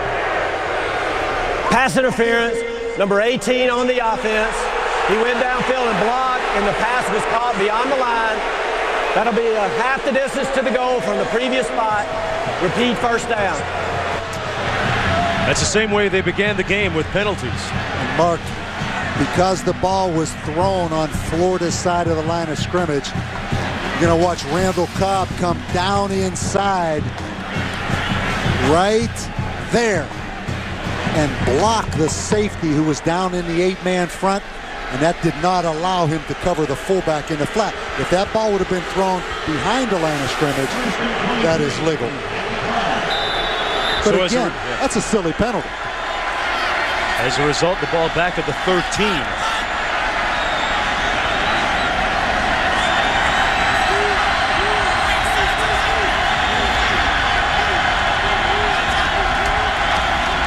Hands it off to Locke, and Derek Locke over the 15-yard line to the 16, picked up 3 as we take a look at the first half numbers. Florida dominating offensively with over 280 yards of total offense compared to Kentucky's 74. And what it doesn't show, the block punt. Florida blocking a Kentucky punt. All of Kentucky's yardage and first downs coming on one drive in the second quarter. Second down and 18 to go. Hartline wide open and incomplete. Missed his tight end, Ross Bogue, who caught that touchdown pass at the end of the first half. Miscues have been real costly for the Wildcats. And we saw the sack on Florida's signature corner fire, and then the block punt by Rainey coming right up the gut. But I mean, we could have a whole mistake reel, starting with 2 big mistakes here in the second half. That film review is not going to look pretty on Sunday. 3rd and 18. Hartline dragged down from behind by Carlos Dunlap. When you're on the field looking at the players, Dunlap literally stands heads and tails and shoulders above all the rest. 6'7", 290, runs for days. Well, you saw Charlie Strong right there, the defensive coordinator. He said he's the most athletic guy he's ever had for his size. And Charlie Strong's have been around some big-time players now. And let's see if Florida comes after this one. They blocked one in the first half. Tedlochka. It's off a high spiral. Out of bounds on Kentucky's side of midfield. They're going to mark it about the 46-yard line. So once again, good starting field position for the Gators after that 31-yard punt. During Urban Meyer's reign on the sidelines of Florida, Bob, this has been a very good special teams team, not just in terms of blocking kicks either. Yeah, they have one of the best kick coverage, whether it's punt coverage, kickoff coverage in the nation, and do that just about every year. Blocked 9 kicks last year, a school record. Continuing that again here tonight. Tebow keeps it himself and got an alley. Tim Tebow on the move.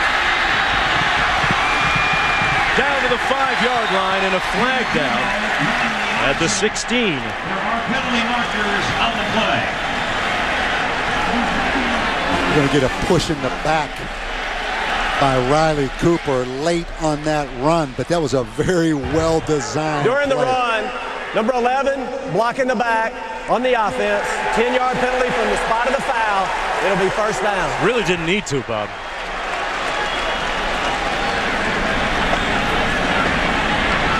Again, schematically, Kentucky a difficult time taking the quarterback on the option. And there you see that deceptive speed. But Mark, he has gone untouched at the line of scrimmage several times tonight on the option.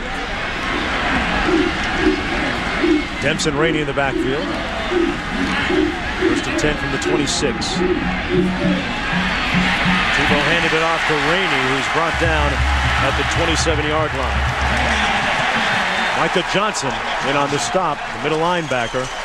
And another flag down on the field at the 8-yard line in the secondary for Kentucky. So see what this is all about.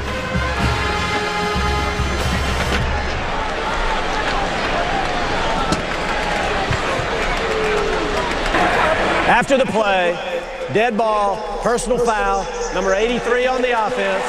That'll be a 15-yard penalty from the end of the run. It'll be second down. It's against David Nelson, wide receiver for the Gators. And Urban Meyer, an old wide receiver coach. You have back-to-back really major penalties with 2 wide receivers. You know, Urban Meyer is one of those guys, when those receivers come in, they don't catch the ball for a week. They learn to block first. They learn to play on special teams That's first. no fun, man. Then they get a chance to catch the ball. That's no fun. Here's Tebow. Put it on spin cycle to get away from one tackler, but brought down to the 41-yard line. Picked up about a yard on the play. What's the idea behind Coach Meyer's methods there in terms of the blocking first, then the other stuff? He's big on who deserves to touch the ball. Okay. You have to prove something to me before you get a chance to be a skill, finesse kind of player and get your hands on the ball.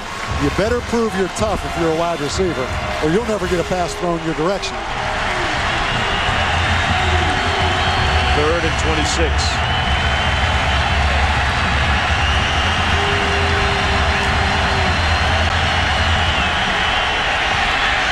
Tebow complete underneath at the 37-yard line to Aaron Hernandez. Kind of in no man's land right here if you're Florida, but it looks like they're going to go ahead and punt this football. Gain of about 6 on the play. Ball at the 37-yard line. And after the big run by Tebow, you have the penalty by Riley Cooper. Then you have the David Nelson penalty. All of a sudden sets up a 4th and 21 right here where Florida has to punt the football.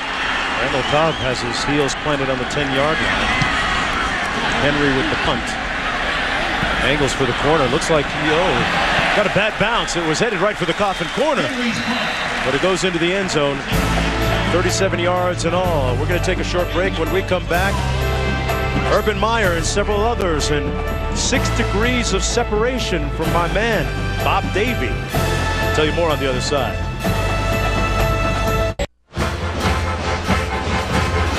Welcome back, everyone, to SEC football on ESPN College Football Primetime, part of Tailgate Week, presented by Kingsford Charcoal. 31-7, Florida Gators with the lead, looking to make it 23 consecutive wins against Kentucky.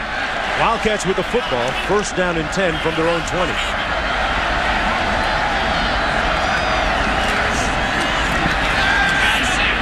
Hartline almost intercepted that time by Janoris Jenkins.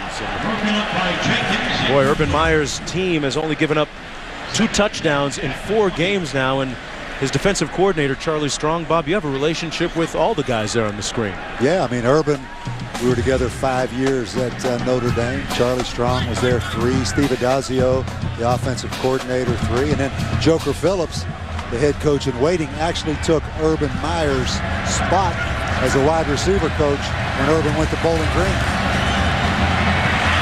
There's Hartline back to pass. That's going to be complete at the 35-yard line. You'll hear a minor roar from the fans in approval. Matthews on the catch for 16 yards. And Kentucky going a little bit hurry-up mode right now.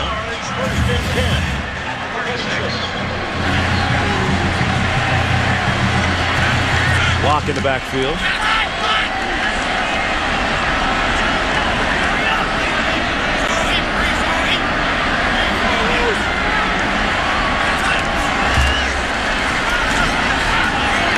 Gain of about 1 on the play by Locke. Bob, we saw the 4 coaches that you've worked with before. What do the 4 of them have in common? All really good coaches. And I mean, all really good guys. You take a look at Joker Phillips. Urban, I know what you're thinking. You had all these great coaches. It must have been the head coach that was the problem. I'm just saying. No, I see where you're trying to head with I'm just saying.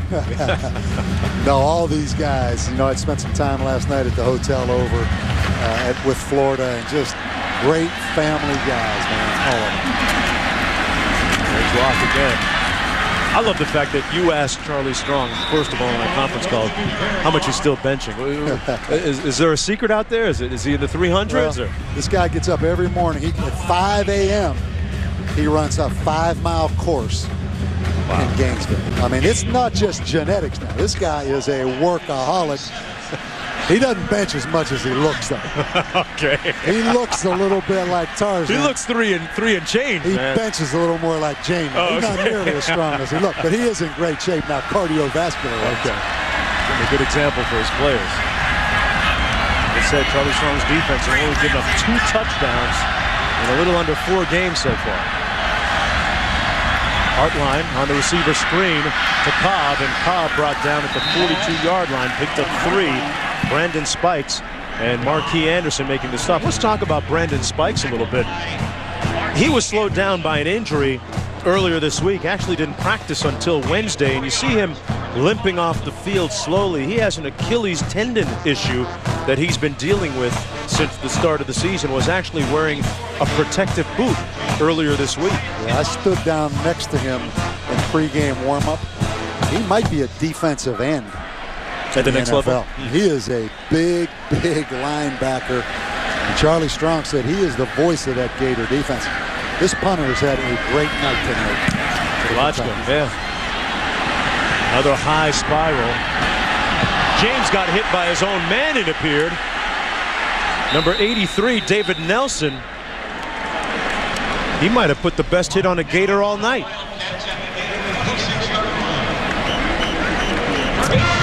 Brendan James called for the fair catch, but Bob, I think he got drilled by his own guy. Mark, he did. He kind of got blocked back into Brandon James, and that's where injuries occur when you have those unexpected collisions where you don't brace for contact. And let's see if this Florida offense right now had a drive going last series, had some penalties. Time for them to get back on rhythm right now offensively.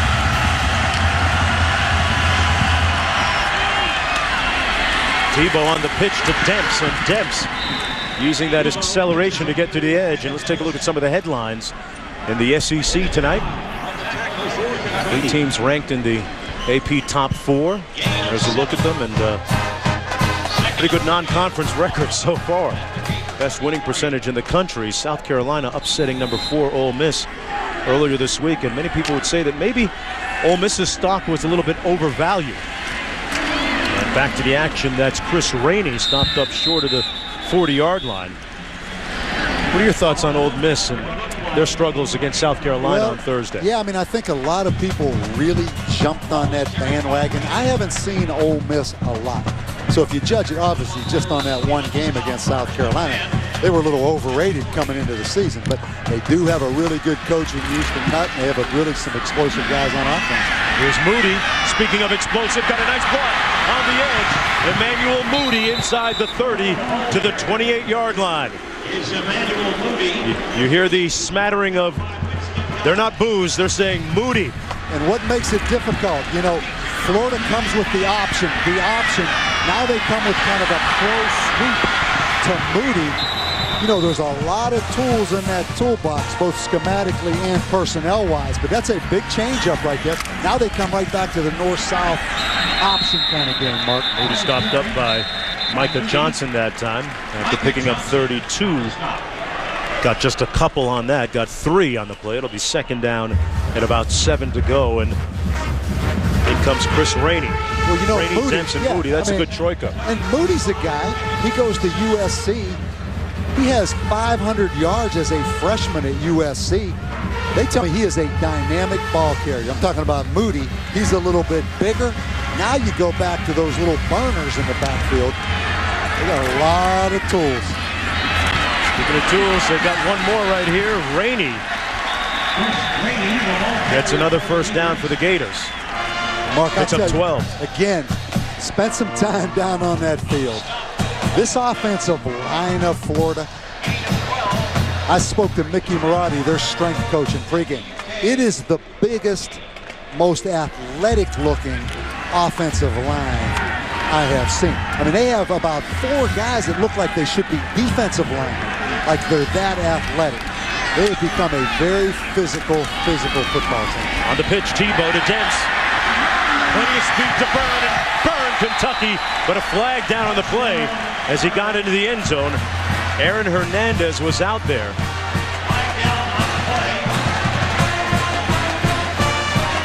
Might be a hold against Hernandez, and the shame of it is that if you're the Gators, holding, they might not have needed to. Number 81 on the offense. 10-yard penalty from the spot of the foul. Repeat first down. How about Aaron Hernandez from Bristol, Connecticut? Our home base up there. They come out on an option play again. You're going to watch him stock blocking the strong safety, number 33. Couldn't really see the hold from right there. Let's take another look at it. Mark, I don't see it. That was a bad call. Come right back and run it again. Demps dancing between the tackles, stopped up after a gain of about 3. It'll be second down and about 8 coming up for the Gators. And I talk about Florida being an option team. Steve Adazio right there was my offensive line coach at Notre Dame. An unbelievably successful high school coach, Mark. Here's Tebow, kept it himself. Another flag down, Tebow down at the 2-yard line. And let's wait and see what this flag is all about. But to finish my thought on Steve Adazio, at Cheshire High School, which is right outside of Bristol, Connecticut, he ran the wishbone and was one of the most successful high school coaches. I think he won something like 50 straight games. Wow. So he's got a tremendous background. Illegal motion. Number 11 on the offense. He never got set. 5-yard penalty from the previous spot. Repeat second down. Tremendous background in option football. And what you're seeing right now, you're watching Navy only out of more of a spread kind of attack with a lot better athletes. Interesting. And that is a difficult schematic matchup for Kentucky. Wouldn't want to be a defensive coordinator in this day and age of option and Wildcat football. Second and 13. Tebow made a couple of guys miss, including Micah Johnson. Tim Tebow can really take your heart away on some of those runs. Picked up 7 inside the 10 to the 8-yard line. And you know what you have, not to get on the Tebow bandwagon again, because it's been about exhausted. But the thing I respect, here's a guy who you know wants to be an NFL quarterback. He's not the least bit worried, Mark, about how many times he throws it. He'll run the ball 35 times a game if he has to. He just wants to win for Florida right now. I mean, most guys have a little bit of selfishness in it about the next level. It's only Newman. Run for over 100 yards and sacked this time. Back at the 15-yard line by Taylor Wyndham. He got rocked. And Tim Tebow is down. Tim Tebow is supine. Tim Tebow is shaken up.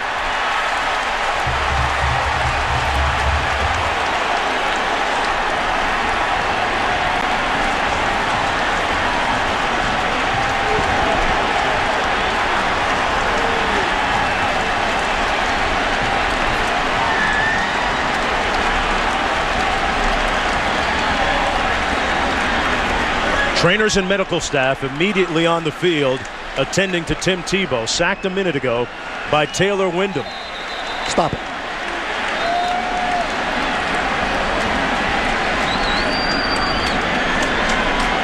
Concern etched across the faces of Florida players, coaches, and fans at the moment.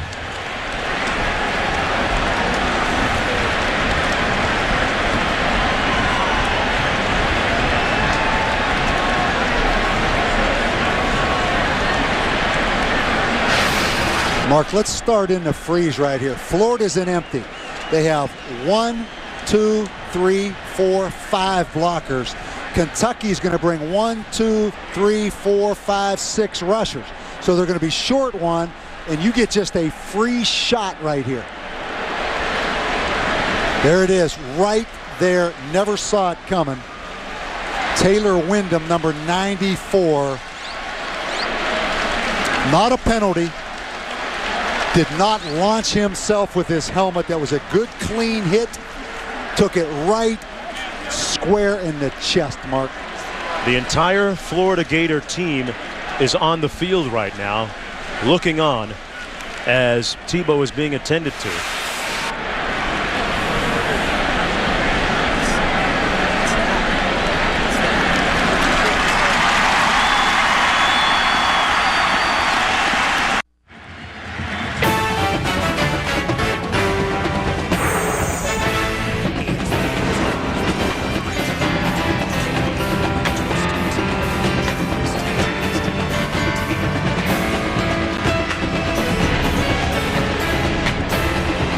During the commercial, back here at Commonwealth Stadium, Tim Tebow was helped off the field and appeared to be still very woozy. And here's how it looked. Here's what happened.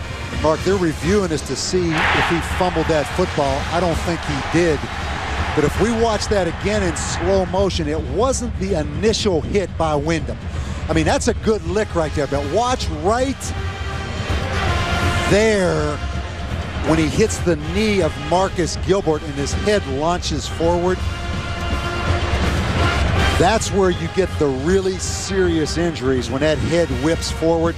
That's why there's such an emphasis on when you're blocking and tackling to keep your head up, not drop your head down, because when that head snaps forward, that's where the really serious injuries happen.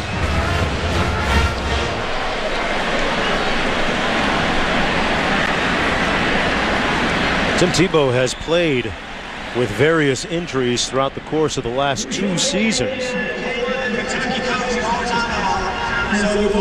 It was a booth review. After review, the call on the field is confirmed. It will be 4th down, Florida. Most of the ball is going to be on the 15. But he's played, Tebow has, last season with various injuries, including a non-throwing shoulder and ankle injuries. Let's take a definitive look at what they reviewed. Yeah, he has that football in his chest. The ball comes out when he hits the ground. In comes Sturgis to attempt a 32-yard field goal. And he knocks it through to give Florida its first points of the second half and a 34-7 lead. But right now, the question that hangs in the air is the health of Tim Tebow.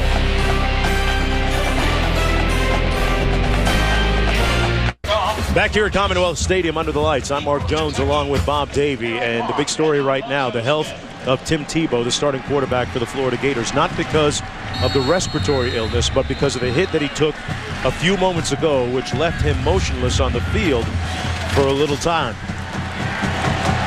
He has since gotten up under his own power and come off the field, but we'll see if he returns. In the meantime, after the 32-yard field goal, the kickoff return by Derek Locke out to the 30-yard line. And there was a collective pall that fell over the entire stadium at the time that Tebow went down. 3:38 to go in the third quarter. Mark, Brandon Spikes, good news for Florida. Brandon Spikes back in the game, number 51 at linebacker right here.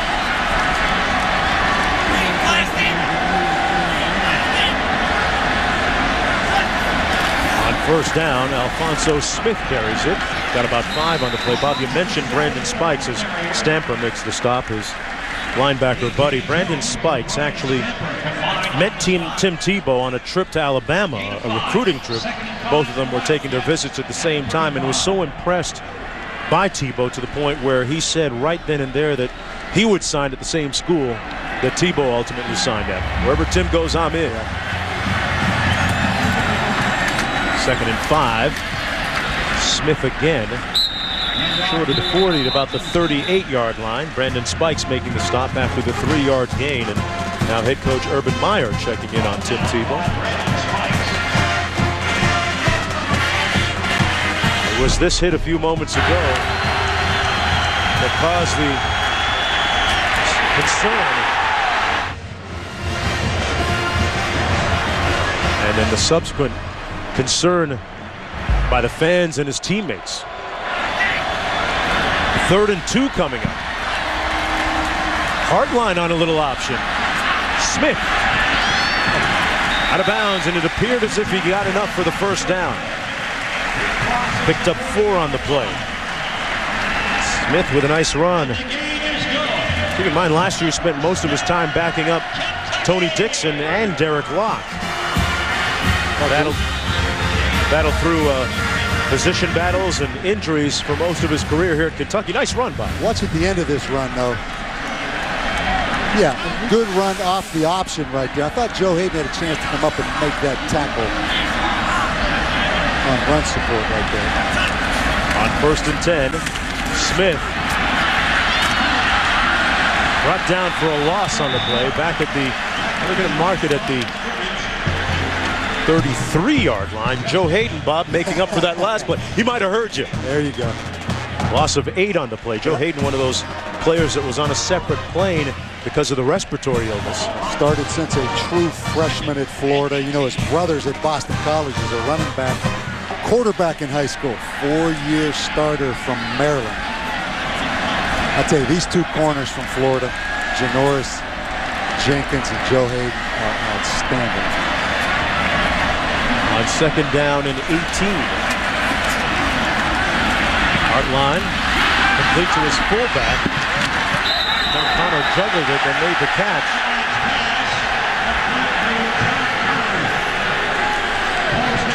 Pickup of 8 yards on the play by Connor. Steve Smith and the Carolina Panthers taking on Tony Romo and the Cowboys in their new stadium. Panthers, Cowboys, ESPN's Monday Night Football at 8:30 p.m. Eastern Time. Coverage begins Monday Night Countdown, served by Applebee's at 7 p.m. Eastern Time. The Panthers getting out of the gate slowly at 0-2. They were division winners a season ago.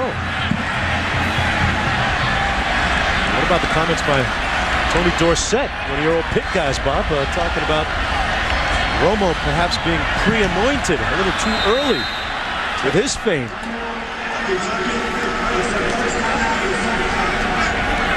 You know, they blame everything on Jessica Simpson, which I think is unfair. That's old news right now. She's long gone now. Back with more after this.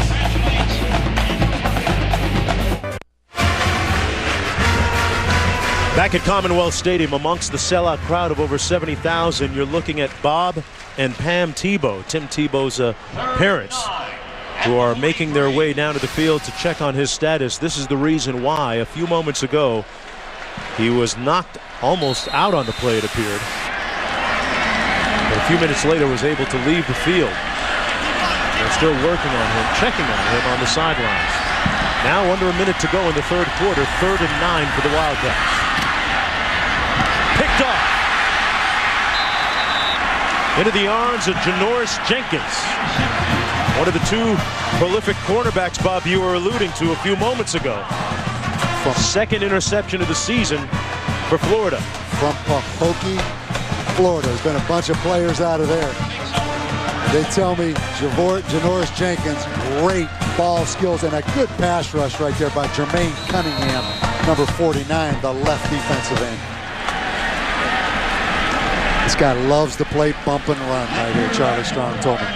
That's all he wants to do, get up there and play bump and run man to man. Well, John Brantley at quarterback now for the Florida Gators. Hands it off to Jeff Demps.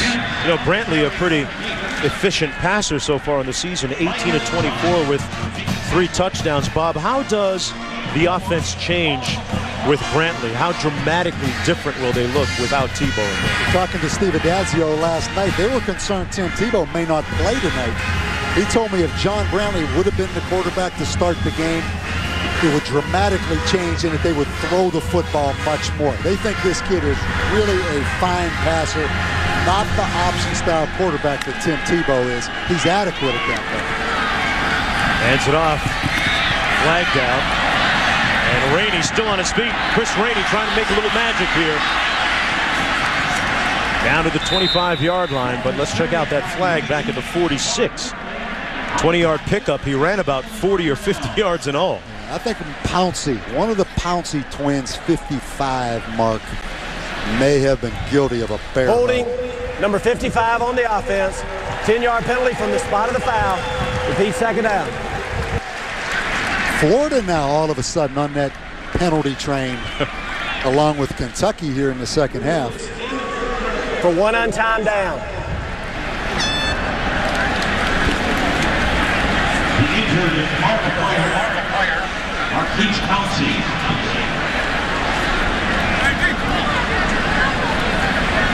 Look at Bob and Pam Tebow, who did plenty of missionary work around the world. Tim actually born in the Philippines. But, you know, the irony of football and the Tebows is that those two actually met while at the University of Florida while they were both attending a Florida-Georgia football game. And Urban Meyer's relationship has been well chronicled with Tim Tebow, the special bond that they've had over the years. Quarter's over, but because of the penalty, Florida will have one untimed down here. Place the ball at the 45-yard line. So the center, Marquise Pouncey, is out of the game now. 66, James Wilson, I think, moves into center. The pass complete at the 41-yard line by John Brantley, the new quarterback in there. David Nelson making the catch on the play. Well, the complexion of this one has changed just a little bit, although the scoreboard hasn't. Bob and Pam Tebow checking on their son Tim and his health, not only tonight, but moving forward. The Gators up when we come back for the start of the fourth quarter.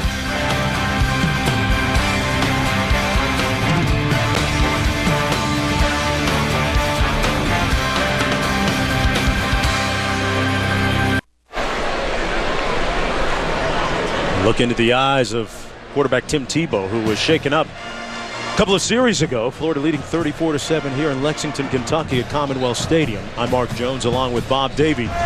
Right now the quarterback for Florida is John Brantley. Completed his last pass.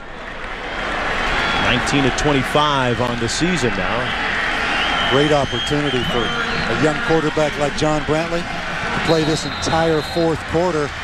You know, I'd let him be aggressive a little bit. Let him throw the football, get a feel for it. Well, he drills one complete underneath to Aaron Hernandez. Boy, you talk about a swing from one end of the spectrum to the other for Tim Tebow in his day. Started with him coughing into his sleeve, a little bit under the weather with a respiratory illness. Flew in on a separate plane that was quarantined from the rest of the players, along with several other starters, and then, well, really came out and made that defense of the Wildcats sick until he took this hit a few series ago. He lay motionless on the field for a couple of minutes before being able to make his way off. You know, and as big as and strong as he is, I mean, he is a big, strong guy now. You always worry in the back of your mind, in this conference, Southeastern Conference, running the football as much as he does, taking the kind of hits he takes. He was very fortunate, in my opinion, Mark, to avoid serious injury on that sack, the way his head snapped forward. Well, we've just heard from the Florida officials, Bob, and they've told us that Tim Tebow is fine. He just, quote-unquote, got his bell rung. Took that blow to the back of the head. That's the one that they're citing in particular.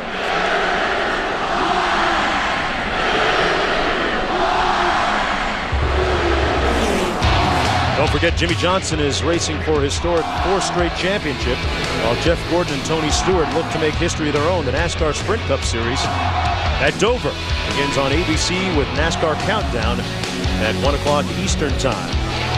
Well, Bob, you look at Florida's offense on the field right now. Mark, and what I look at, Florida with 294 yards rushing again tonight. Can they throw the ball vertically down the field? I don't really know. I don't know if they really have to. They're such a dynamic rushing offense. James teams in motion. There's the throw downfield, Bob Davie. And incomplete in the end zone, intended for Riley Cooper. He had gotten in behind Randall Burton, the DB. He couldn't get to it. Exactly. Riley Cooper, a big, fast receiver. He is really fighting the flu tonight. You can see it right there. I mean, that's obvious. He is their best wide receiver right now. Deontay Thompson fighting the hamstring. Carl Moore out with a back injury, maybe all season.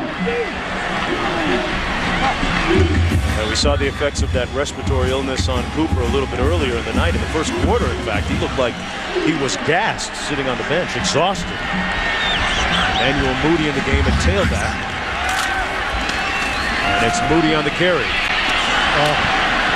Put his hat down and made it across the 30 to the 20-yard line, 29-yard line. Put a nice move on Sam Maxwell to pick up 8.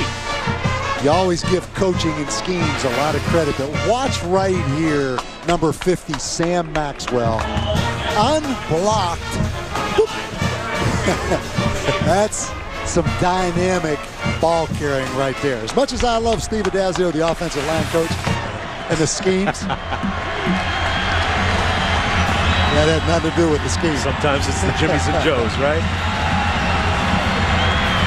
3rd and 2 coming up. Nelson in motion. Rainey, not sure that he made it. Chris Rainey on the carry. Stopped up a little bit short of that first down. Joined by Peters on the tackle. Kentucky has been defeated by Florida 22 consecutive times coming into tonight's game. And Rich Brooks was telling us that, you know, these kids' sense of history is such that they don't remember those 22 straight losses. They remember the 3 consecutive bowl games that they've gone to and their upset win against then #1 LSU a couple of years ago. Yeah, what we tell us, history for these guys is what they had for lunch earlier in the afternoon. 4th and 2, the Gators going for it. Yeah, that clock, 40-second clock, is going to run out. Florida's going to call time. Florida, that's their second time out of the half. We're going to take a timeout right along with them. Chris Reed, John Brantley in at quarterback now.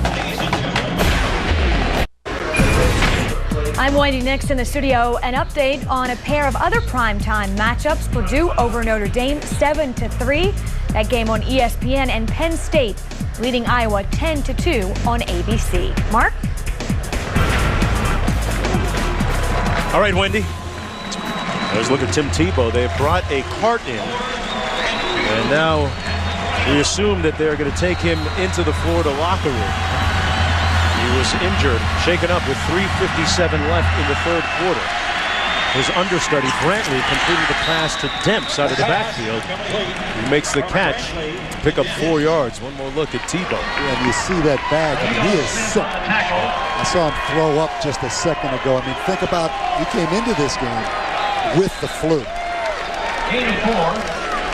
We've seen a couple of players from Florida vomit already tonight because of that respiratory illness that has been plaguing this team for the last several weeks. Urban Meyer's had some 36 players affected by the flu, but they characterized Tebow's affliction as a respiratory illness, and now a fumble by Brantley. And Corey Peters recovers it for the Wildcats.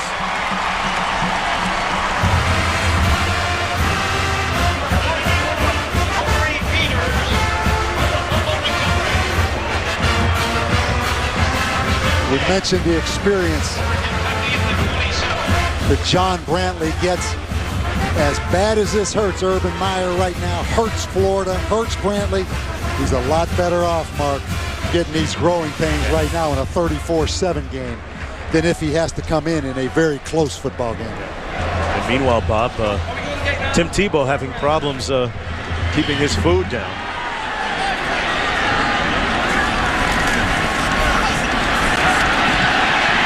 This is Allen, Moncel Allen, a.k.a. Turtle Man.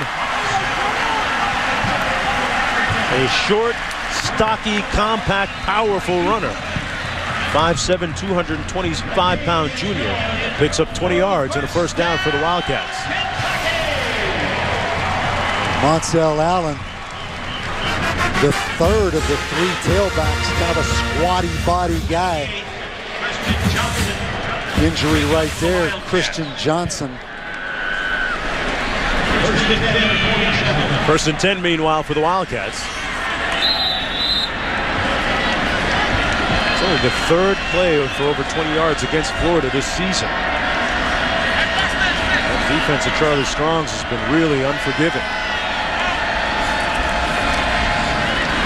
Allen again. That time they didn't fear the turtle. Had a loose ball, but they're going to say that he was down first, as Brandon Spikes made the stop on the play after the 2-yard gain. Gain of 2. Second down and 8 to go. That was a great play by Brandon Spikes, the linebacker that time, Mark. He chased that thing down from the backside. Brandon Spikes, one of those Florida players, Bob, that thought about entering his name in the NFL draft, deciding to return to school. I think Mel Kiper, I think I saw Mel has him ranked the 23rd best player overall.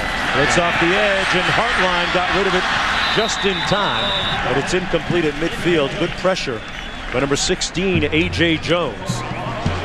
He, too, another one of those players afflicted by that respiratory illness.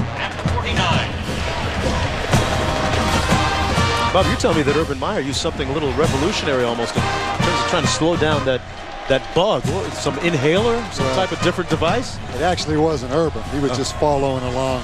Okay. He's not the doctor, too? He takes care of a lot of details. He's got a doctor coach. Oh, exactly. okay. When it comes down to the remedies for the flu, he's not quite making that call. But there's Hartline dropping back, and incomplete, intended for number 29, Alphonso Smith, as we approach the top of the hour. 9 o'clock Eastern time. Here's what's happening now. Tim Tebow, responsible for 3 touchdowns in the game, but out of the game after a hit with about 4 minutes to go in the third quarter. What's coming up ahead? We're going to talk about the Wildcat and the effect that it's having on collegiate football, and similarities between the Tar Heels and the Gators on 2 different sport fronts. Tidlachka into punt from his own 34-yard line. Brandon James standing on his own 10 for Florida. This time, hey, the Gators, look at that. They didn't even come after that one. James eschewing the fair catch and catching it at his own 13. A 38-yard punt. Nothing on the return. The Gators looking impressive and earning that #1 ranking. We'll be right back.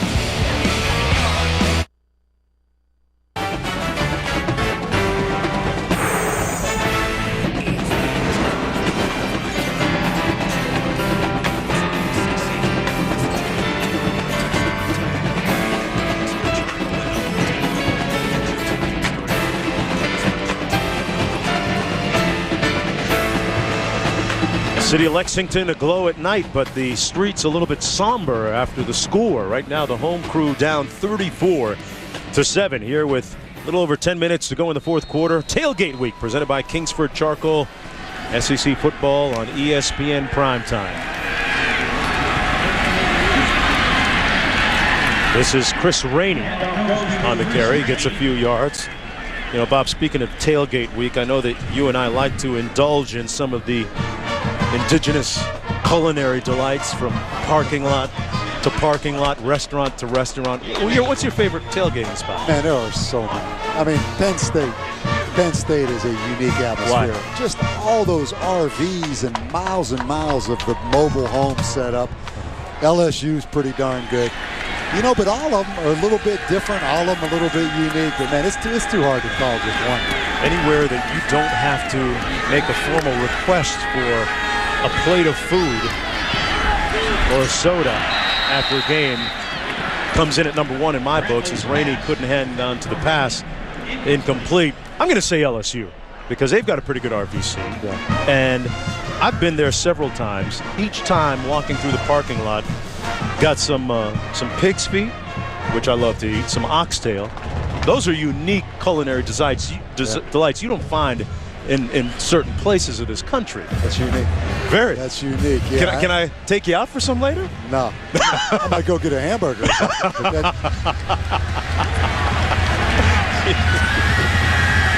You don't even eat chicken wings with me anymore, man. I hardly know who you are anymore. I saw that report on the amount of fat. This is Jeff Demps.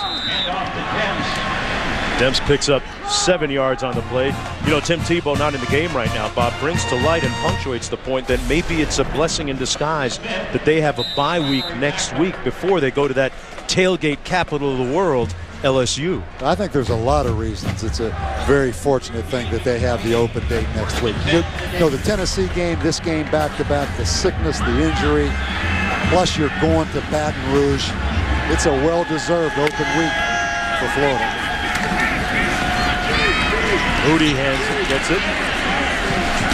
And Moody brought down at the 31. And let's check in with Notre Dame with Wendy back in the studio. Mark, thank you very much. Notre Dame lost to Michigan, then followed up last week with a win over Michigan State, trying to make it 2 wins in a row over Purdue. Robert Hughes punches it in from 2 yards out, and Notre Dame now leads 10-7. All right, Wendy. Back here, 2nd and 7. Michigan was very fortunate today to beat Indiana. I thought I was very impressed watching Indiana play that football game. I actually thought they outplayed Michigan. Here's Demps. And Demps brought down after a gain of about 2. Boy, just think about it, Bob. In the big picture, a couple of weeks ago, Rich Rodriguez was looking for a lifeline with the adversity and controversy surrounding the alleged violation of the 20-hour rule, and now they're ranked in the top 25 and moving in the right direction. I don't think they're a great football team, and I know Rich would agree with me. I mean, it's going to be week to week with them, but again, the freshman quarterback comes in, gives them a chance because they now have a quarterback to run that spread. Florida with a new quarterback in, John Brantley, getting a little bit of burn. Brought down roughly at the 38-yard line by Sam Maxwell. Yeah, that was a pretty good lick by Sam Maxwell. Again, Brantley shows you he's athletic enough to take off and run with that football right there. I tell you, Brantley put his hat down there, Bob, and with Tebow already out of the game, I'm not trying to dig into the too deep and look who the number 3 quarterback is, and I'm sure Urban Meyer's not thinking about that either, hopefully. The difference? And this probably isn't even fair to assess right now. Tim Tebow would have converted that first down. It'd be 1st and 10 right now for the Gators. Just in case you're wondering, Jordan Reed is the number 3 quarterback. 4th punt of the night. Randall Cobb watches it bounce at the 25. Mentioned Florida with the break next week in their schedule. They get a chance to regroup. 34-7 when we come back. Buffalo Wild Wings presents the top 30 plays of the last 30 years. Number 26. Ricky Williams wrapped up the Heisman Trophy and ran into the college football record book all on one run against Texas A&M. During his 60-yard touchdown dash, Williams broke the all-time rushing record that had been held by Tony Dorsett for 22 years. He does it in dramatic fashion. Follow the top 30 countdown all season long. Brought to you by Buffalo Wild Wings. Back here at Commonwealth Stadium under the lights, Ricky Williams with the number 26 Buffalo Wild Wings moment. He also finished 1st in the NCAA with 73 rushing touchdowns on the Heisman back in '98. As you heard a minute ago, Hartline passing and picked off at the 40-yard line. Right, Major Wright with the right moves.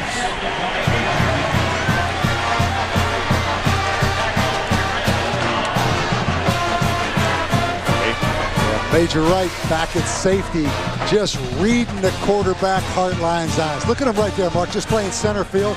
That's a gimme. That's a gift wrap right there. Major Wright, another St. Thomas Aquinas player. Started as a true freshman. That was a freebie right there by Mike Hartline, though. George Smith's team out of Fort Lauderdale, Florida. You mentioned St. Thomas Aquinas. Turned out a lot of great high school football players over the years. Currently ranked #1 in the country. Boy, they have some great-looking players. You just saw that stat, those 16 straight games interception by the Florida defense. Brantley into the end zone. Touchdown. What a catch by Riley Cooper.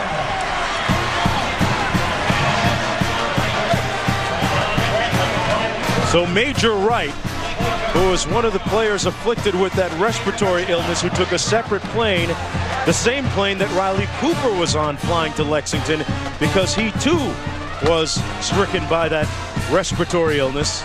Those two guys teaming up to set up this touchdown. Well, just a jump ball right here. You have Randall Burton the corner. Randall Burton never played the football. Riley Cooper looked back and went up to make a play. Add that in with the height difference. How big is this for John Brantley, though? The experience of fumbling the snap a little bit ago, coming back now, throwing the touchdown pass. Now it's all smiles. You have a chance to develop right now in game action when there's really nothing on the line. This is the perfect opportunity. It's interesting, though, Bob. You look at Brantley getting that valuable experience, and it could come into play as this season moves on with Tebow's potential health in question. Preseason #1, Florida, much like the North Carolina basketball program. A lot of similarities in the respect that they both have, Player of the Year candidates. Last year it was Tyler Hansbrough. This year, Tim Tebow here with the Florida Gators, and the high expectations, almost unrealistically so, for both those programs, and the way that they've both been able to make their way through and navigate their way through a season, and not always satisfy those expectations, but end up with a great year.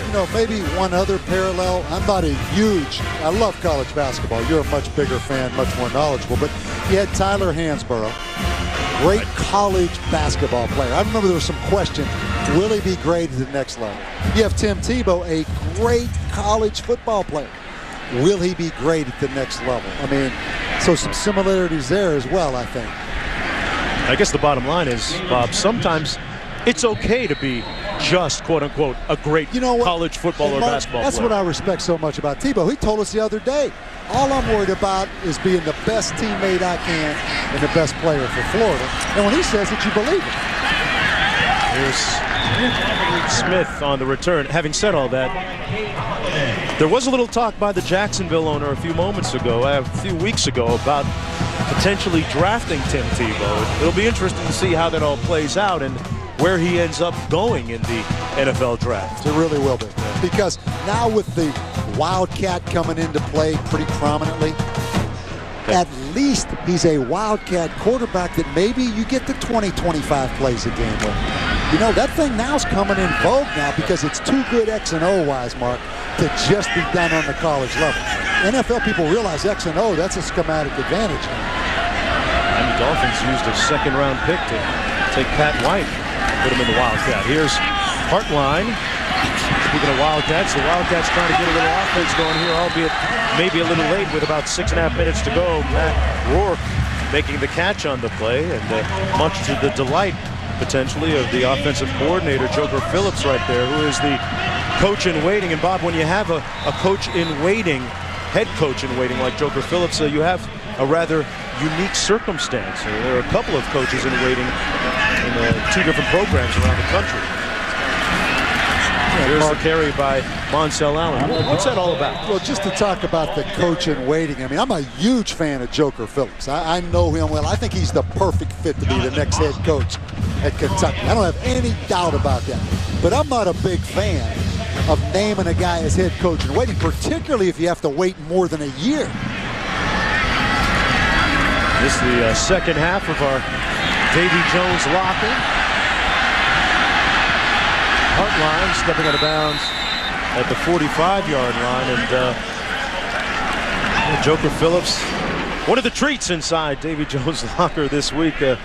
Former co-worker of yours, Bob, back at Notre Dame. And how would you characterize his strengths as a coach? Well, when you worked with him, great people person, great recruiter, and just to finish off why I don't love the concept of the head coach in waiting.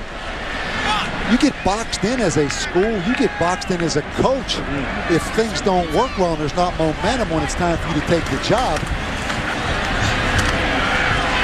Hartline back to pass. You know, plus the factor, you lose the honeymoon period, you lose as the next head coach. And the school, Mark, I think loses the momentum, the excitement, the jolt of energy you get when you first name a head coach. Now, with that said... You talking about winning the press conference? Well, no, I'm talking about just the spike in recruiting, the spike in interest, because it's kind of an old story already. I mean, it happened maybe 2 or 3 years ago by the time the guy eventually takes over. But with that said, I mean, Joker's the perfect guy. And there is a trade-off in that you do gain continuity by keeping everything the same. Hartline incomplete. And our update in waiting with Wendy Nix in the studio. Mark, thank you very much. We go to Athens, between the hedges. The Georgia Bulldogs hosting Arizona State. Danny Sullivan to Dimitri Nance, touchdown. That cuts the deficit. Arizona State now leading by 2, 16-14. Case Keenum and his Houston team getting set to face Texas Tech. They're trying to bounce back. The Red Raiders are after losing to Texas last week. That's coming up after this game.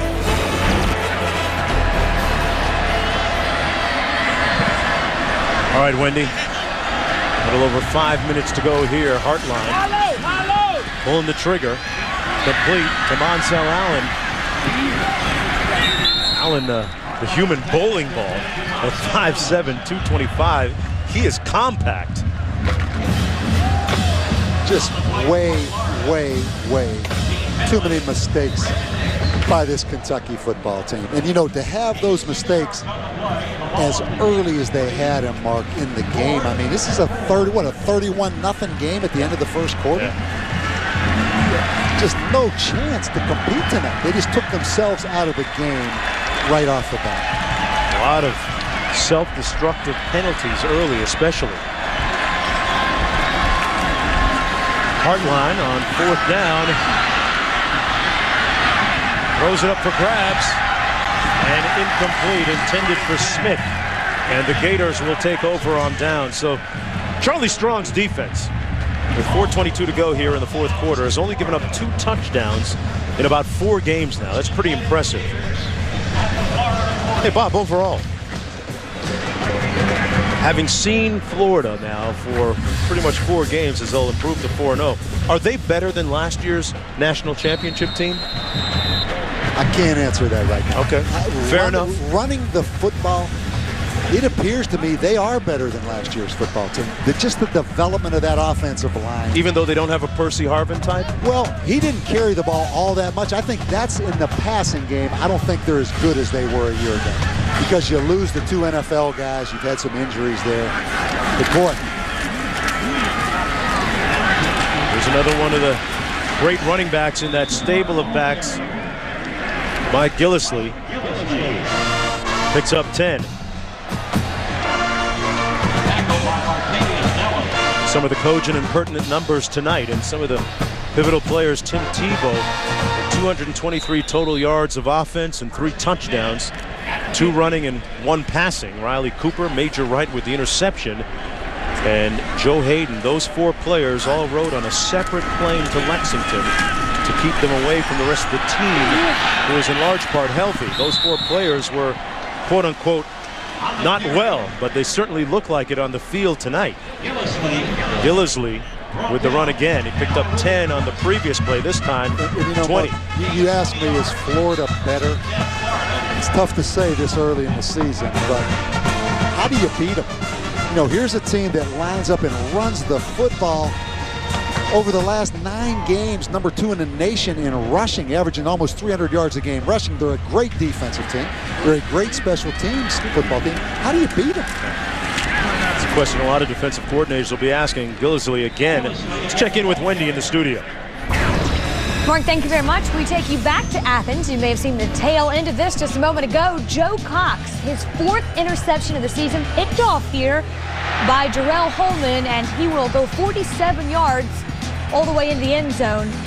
Arizona State has battled back and now leads this game 17-14. Mark?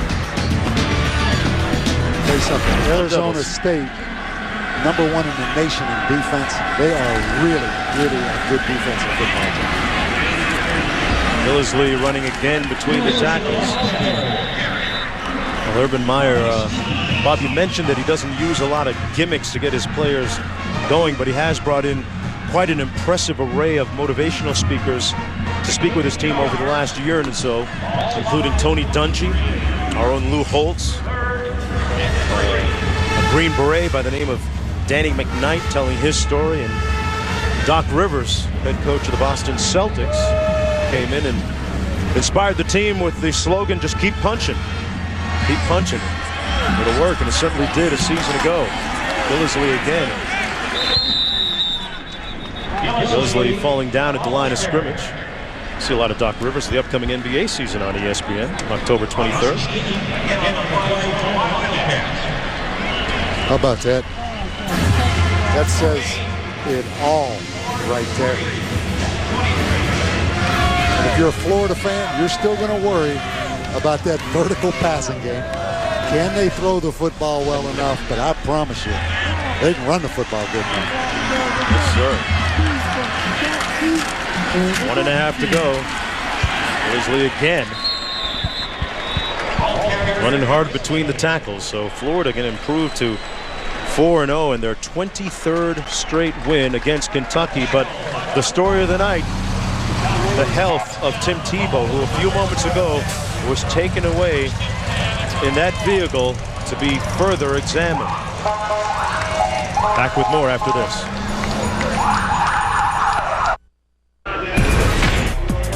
I'm Wendy next in the studio. Just about 5 minutes to play. Florida and Kentucky, Texas Tech and Houston getting set to kick off over on ESPN Classic. You will see this game right here on ESPN2 as soon as Florida and Kentucky finish up. All right, thanks a lot, Wendy. Boy, Kevin Sumlin doing one of the great coaching jobs this year at University of Houston, Bob. No question. Yeah. I mean, he was an assistant at Texas A&M, an assistant at Oklahoma. Was an assistant for Joe Tiller back at Purdue several years ago. He's done a great job with the Houston Cougars. Bill Fiddler in a quarterback, leaving Hartline, and Fiddler runs for about 6 yards on the play. Big season in the SEC last year, continuing to be perhaps the premier conference in college football. 2nd down and 3 coming up for the Wildcats. Pass complete. Nice looking toss by Fiddler. Here's what we're talking about, the big year. Florida won the football championship. Auburn, the men's swimming and diving. Tennessee, indoor track champions. Georgia, gymnastics titleists, and LSU winning the baseball. Chad Jones was a big part of that championship for the Tigers. How about Chad Jones today with the big punt return? About 90 yards, it looked to me. Maybe 80 or 90 yards for LSU. And you look at Rich Brooks. Where do they go from here, Mark? Wow, Bob. Where do they go from here? They have Alabama coming in next week. It's all about trying to get this program to the next level. They were 7-6 last year, did go to a bowl game, beat East Carolina. It still remains to be seen, can they be any factor in the Southeastern Conference? Fiddler. Brought down behind the line of scrimmage by Brandon Hicks. And Bob, not to be total buzzkill, even though they did go to their 3rd consecutive bowl last year, Kentucky did, before winning that last game of the year, the bowl game, end their regular season on a slide of sorts. Exactly, Mark. That bowl game was big for them to just get things back on a positive note. But this game here tonight sets them back, I think, dramatically, as far as realistically thinking they can go to the next level in this conference. Yeah, not as much the loss, but the fact that how they lost. They let go of the rope a little bit early in this game, unable to hang with the #1 ranked Gators. For Urban Meyer, his team wins their 23rd straight game against Kentucky, but he's going to be wondering about the health of his starting quarterback, Tim Tebow. 41-7 the final score. ESPN College Football Primetime is next as Texas Tech takes on Houston. There's been a presentation of ESPN, the worldwide leader in sports, for Bob Davey and our entire production crew. I'm Mark Jones saying so long from Commonwealth Stadium in Lexington, Kentucky.